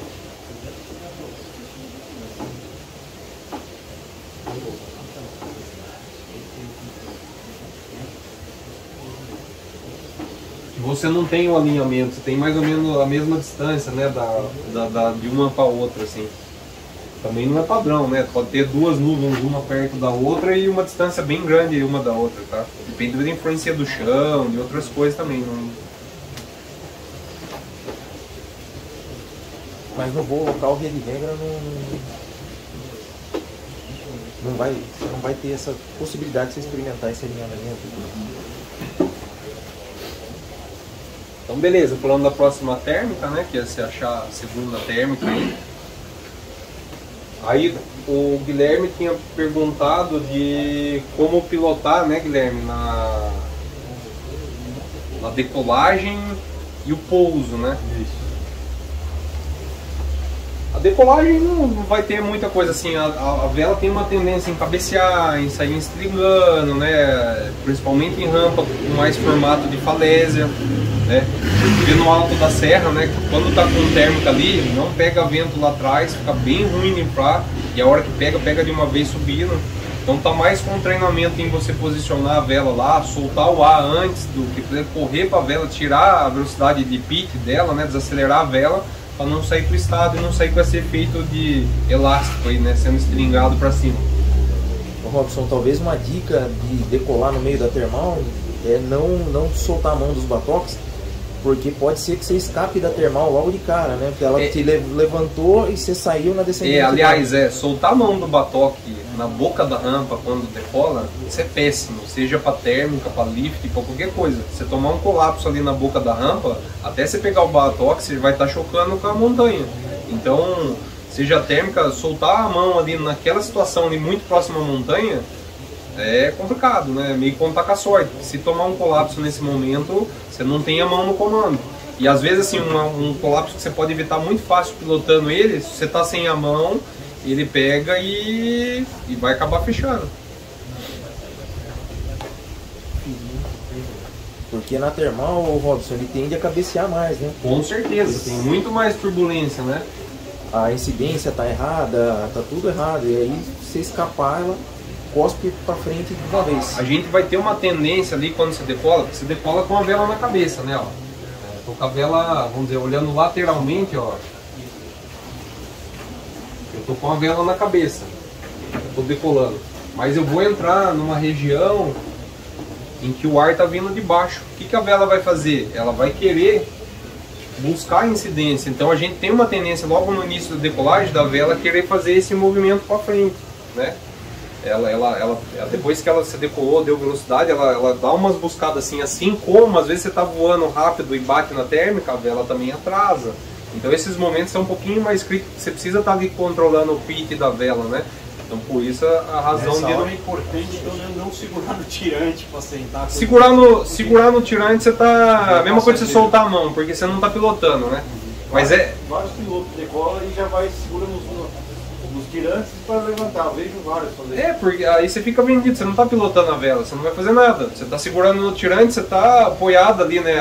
Se a vela movimentando, você não está sentindo, não está vendo nada. Então você não está, mesmo soltando a mão ou segurando a mão no tirante, não é um negócio sadio, né? O ideal é aprender a sentar com o estribo. Se for para ajudar, voa um pouquinho, sai da montanha, aí sim, com calma, senta, né? Mas se o pessoal, cara, tira o pé do chão, andou 5, 6 metros, já solta a mão, já quer sentar na selete, já se tomar nessa hora, e já teve acidente por causa disso, já, né? Do cara soltar a mão, tomar o colapso bem na hora da decolagem, até caçar o batom, já tá chocando com a montanha. Né? Às vezes um negócio tão simples que é só ele desviar a trajetória e manter a vela, se ele está sem comando, não tem o que fazer. Tá? Então essa é uma forma da decolagem, né? De ficar mais atento, né? Ativo com isso daí. Agora com relação ao pouso... Antes, só na decolagem, com relação ao momento, então, você estava até falando antes, é melhor a hora que está com menos vento, você falou decolar antes da termal chegar de começar aquele vento forte. Dois fatores, uma porque você não vai pegar a térmica logo ali próximo à rampa, né, bem na decolagem, que vai ficar mais tranquila a decolagem em questão de estilingar, e outra por causa da deriva. Se você pega muito ali na boca da rampa, o que acontece? Você vai acabar tendo que subir para cima da montanha e derivar para trás se tiver vento, né, se tiver deriva.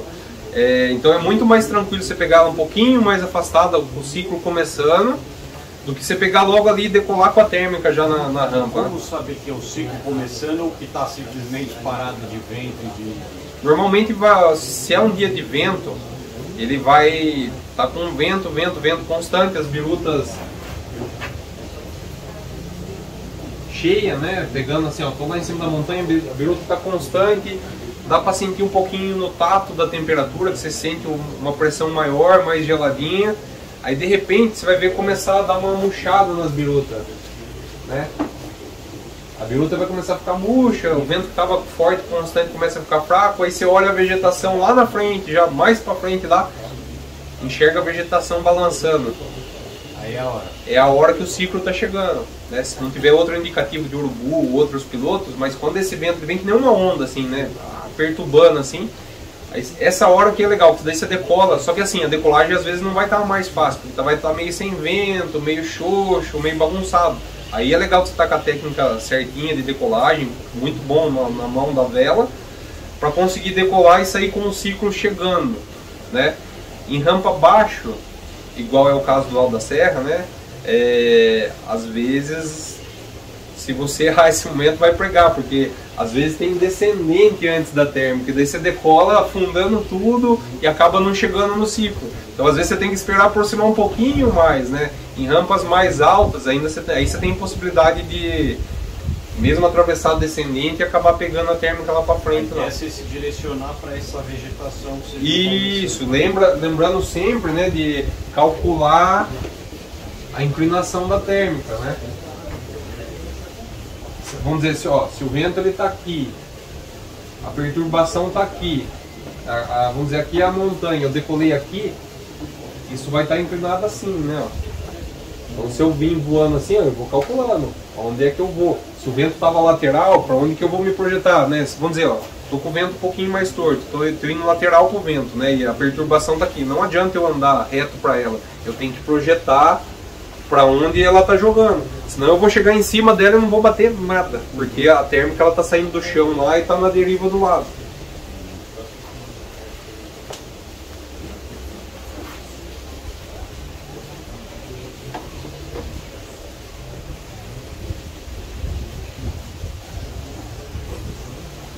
Bom, o pouso, né? O pouso não vai fugir do que é o pouso tradicional, mas o que acontece? Não é padrão situação de térmica no pouso. Tem dia que você chega lá tá ventando, tá tá naquela pressão que você tá voando normal, aproximação normal.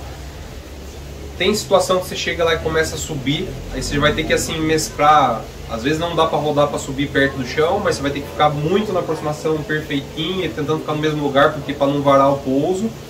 E às vezes tá assim, sobe, daí você sai para tentar rodar, escapa, daqui a pouco você volta, bate, escapa, batendo junto com a pilotagem também, né, bem precisa e atento.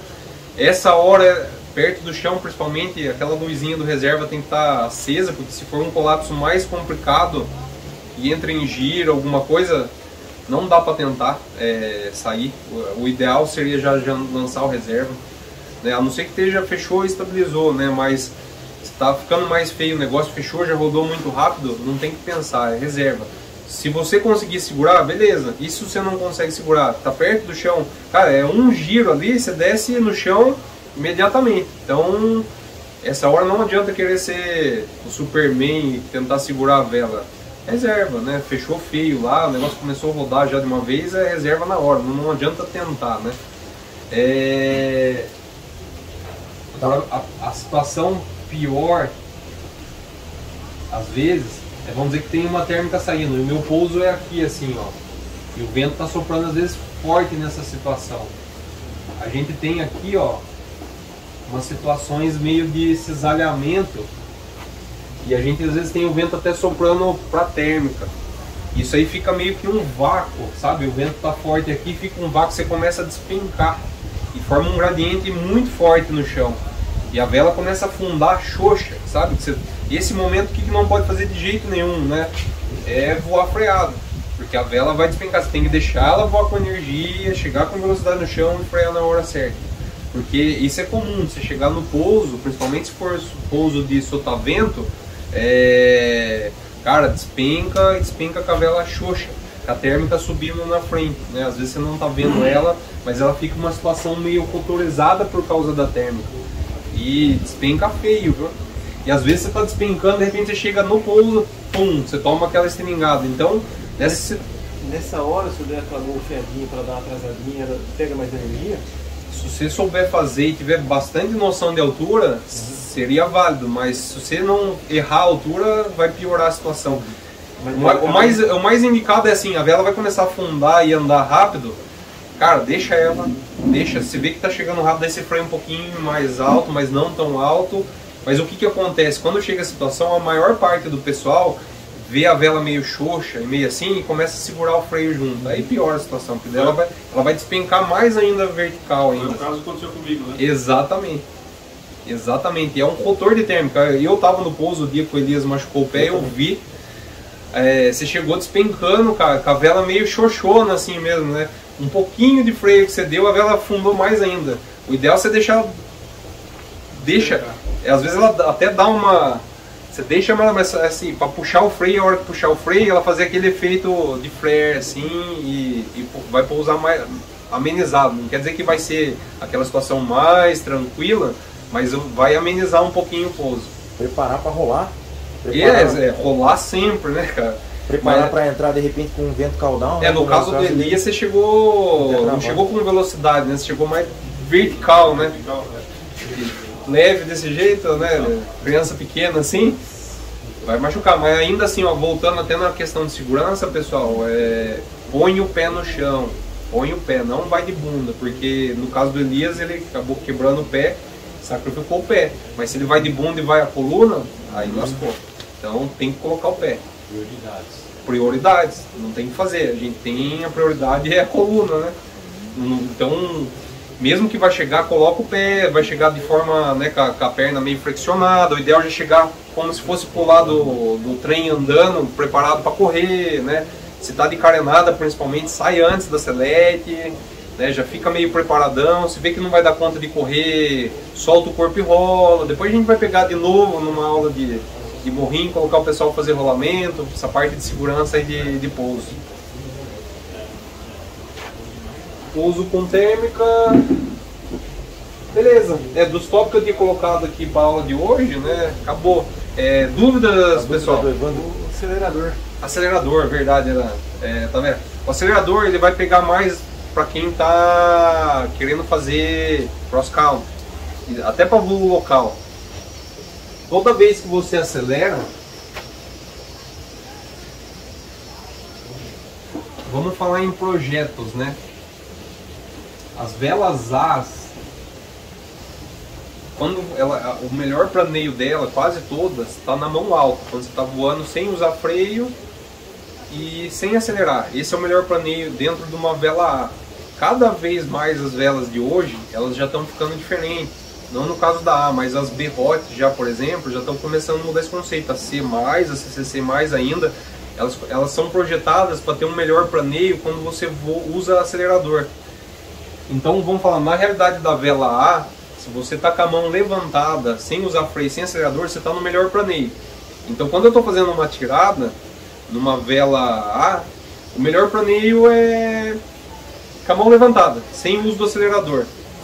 Já numa vela, vamos falar nos dois extremos, já numa vela CCC, 30, 35, já viu falar em 40% de aceleração, ela tem o melhor planeio. Então, qualquer situação para mim é melhor voar 40%. Inclusive a vela fica até mais estável nessa situação de 40% acelerador, 30% acelerador. Então, isso para uma tirada normal que eu não estou batendo nada, melhor situação para mim ter uma melhor planeio, cobrir uma maior distância, seria acelerado. Na vela A não, na vela A mão alta. Agora vamos pensar numa situação de descendente. Se eu tenho uma região de descendente e eu sei que aqui na frente eu estou vendo uma térmica, mesmo na vela A, que ela vai afundar mais quando acelerar, se eu passar por essa região, vamos falar que eu tenho dois pilotos, né? Um voou de forma acelerada e afundou mais, e o outro voou sem estar acelerado e afundou menos, entre aspas, né? Ele afundou menos no variômetro, a taxa de queda dele deu menos, mas por ele permanecer mais tempo na descendente e demorar mais para chegar na térmica, né? Ele até vai chegar um pouquinho mais alto na térmica, mas esse piloto de baixo que acelerou, como ele chegou primeiro na térmica, se a térmica for boa, 2, 3 voltas, ele já vai estar bem mais alto do que o piloto que demorou para chegar mais. Isso daí na verdade vai funcionar para qualquer vela, né? Então quando a gente tá voando lá, assim, nossa, eu tô vendo, tá subindo forte na frente, assim, tô vendo a nuvem, tem urubu, tem outro piloto subindo e tá muito, muito forte subindo. Mesmo eu afundando mais, vai ser meio incômodo, porque de hora que você acelera o negócio vai descer tudo mesmo, assim. Você chegar antes na térmica forte vai compensar toda essa descida que você fez, né? Vai fazer toda a diferença. É legal experimentar na prática, principalmente em competição, que você está com muito piloto, você consegue tirar isso daí facinho, porque daí você faz assim, você vê que você acelera, você vai ver todo mundo ficando para trás, né? E mais alto. Aí a hora que você bate na térmica, você vai rodar, você já vê os caras altos, mas só que até ele chegar no C, você já passou a altura dele. Então compensa acelerar nessa situação. Agora se a térmica for fraca, aí você já vai ter que balancear se compensa acelerar muito. Às vezes é melhor você chegar mais alto na térmica, né? Do que se você acelerar e chegar mais baixo. Então vai depender do dia. Às vezes a térmica já pode estar no final, já pode estar mais alto, né? Exatamente, você não vai chegar nela. Se chega abaixo, já passou. Exatamente. Né? Se bem que o outro que vai chegar um pouquinho mais alto também vai acabar para ele também. Mais, também vai subir mais também. Então tem dois lados aí, né? Mas na descendente mais forte, e outra, depende de como tá a descendente, se ela tá mais forte. Agora se eu não sei, se eu tô meio aleatório, voando parado ali na rampa e não sei o que fazer, não sei para onde ir, tô numa térmica fraca, era melhor eu estar na menor taxa de queda. Se tiver numa descendente sem uma perspectiva na frente, sem enxergar uma térmica, vai sair da descendente. Se ela for forte, é melhor acelerar. Mesmo que você afunde mais, daí você sai logo daquela região forte, né? E daí, vocês voando, vocês vão saber o que é uma descendente forte e o que é uma descendente normal, né? Às vezes você tá ali, de repente começa um negócio, tá despencando tudo. Quanto antes você sair dali, é melhor. Tem hora que parece que você caiu no ralo, né, cara? Você tá indo assim, né? Você sente, fala, opa, e essa hora é melhor acelerar para 45 graus. Exatamente. Lembrando que tem toda a questão de segurança. Toda vez que está acelerado, a vela está com a incidência mais baixa, né? Ela está com o ângulo mais abaixado, ela tem uma tendência mais a colapso de borda de ataque, né? Assimétrica e front. Então, mesmo ela sendo projetada para ter o planeio, você falou da B-Hot para frente. Mesmo elas. Não, então elas estabilizam mais, né, Evandro? Elas ficam até mais estáveis, mas como você tem mais velocidade, se tem um colapso nessa situação, ainda assim vai ficar um pouquinho mais complicado. Mas ela, normalmente as CCC, a Berrote não, mas a CCC, muitas das velas 20, 30%, ela fica mais gostosa de voar, fica mais estável do que ela sem estar acelerada. Aí vai de modelo para modelo, de marca para marca, mas eu já escutei muito isso, assim, eu também já experimentei na prática, 30% ali fica doce a vela, fica bem gostosa de voar. A Berrote acho que menos, assim, acho que mão alta ainda é mais gostosa do que acelerada ainda, fica mais estável, mas quanto mais para cima, mais alta a homologação, mais ela tende os fabricantes estão pondo ela nessa linha, que essas velas são projetadas pensando em voar com velocidade, né? Então eles já fazem desse jeito que é para o cara poder usar o acelerador com maior frequência, mesmo sem perder muito planeio. As velas mais antigas não, as velas mais antigas também quando acelerava perdia muito também, né? Ficava muito instável. As mais novas estão cada vez ficando melhor com isso. Mais dúvida, pessoal? Tamanho da térmica, se é aproveitável ou não ser. Porque às vezes passa numa bolinha, a pessoa não sabe se é aproveitável ou não. Dependendo da situação, eu sei, todas são aproveitáveis. Se você estiver brigando, se é uma bolinha, você vai ficar rodando na bolinha. Então, mas às vezes você perde tempo nessa bolinha e não vai para outra térmica que possa estar melhor, né? Então, ela tem que ter um tamanho razoável, né? É difícil, não vamos falar em metros, né? Vamos falar, tô subindo, né? Normalmente o pessoal fala em contar 3 segundos subindo, mas se ela estiver forte, mesmo que você suba 2 e perca, e bata e volte, ainda vai continuar subindo. E tem térmica que às vezes é assim. Daí normalmente vai ser térmica turbulenta, que você bate, escapa, você fica sempre na área de transição, né? De descendente e ascendente.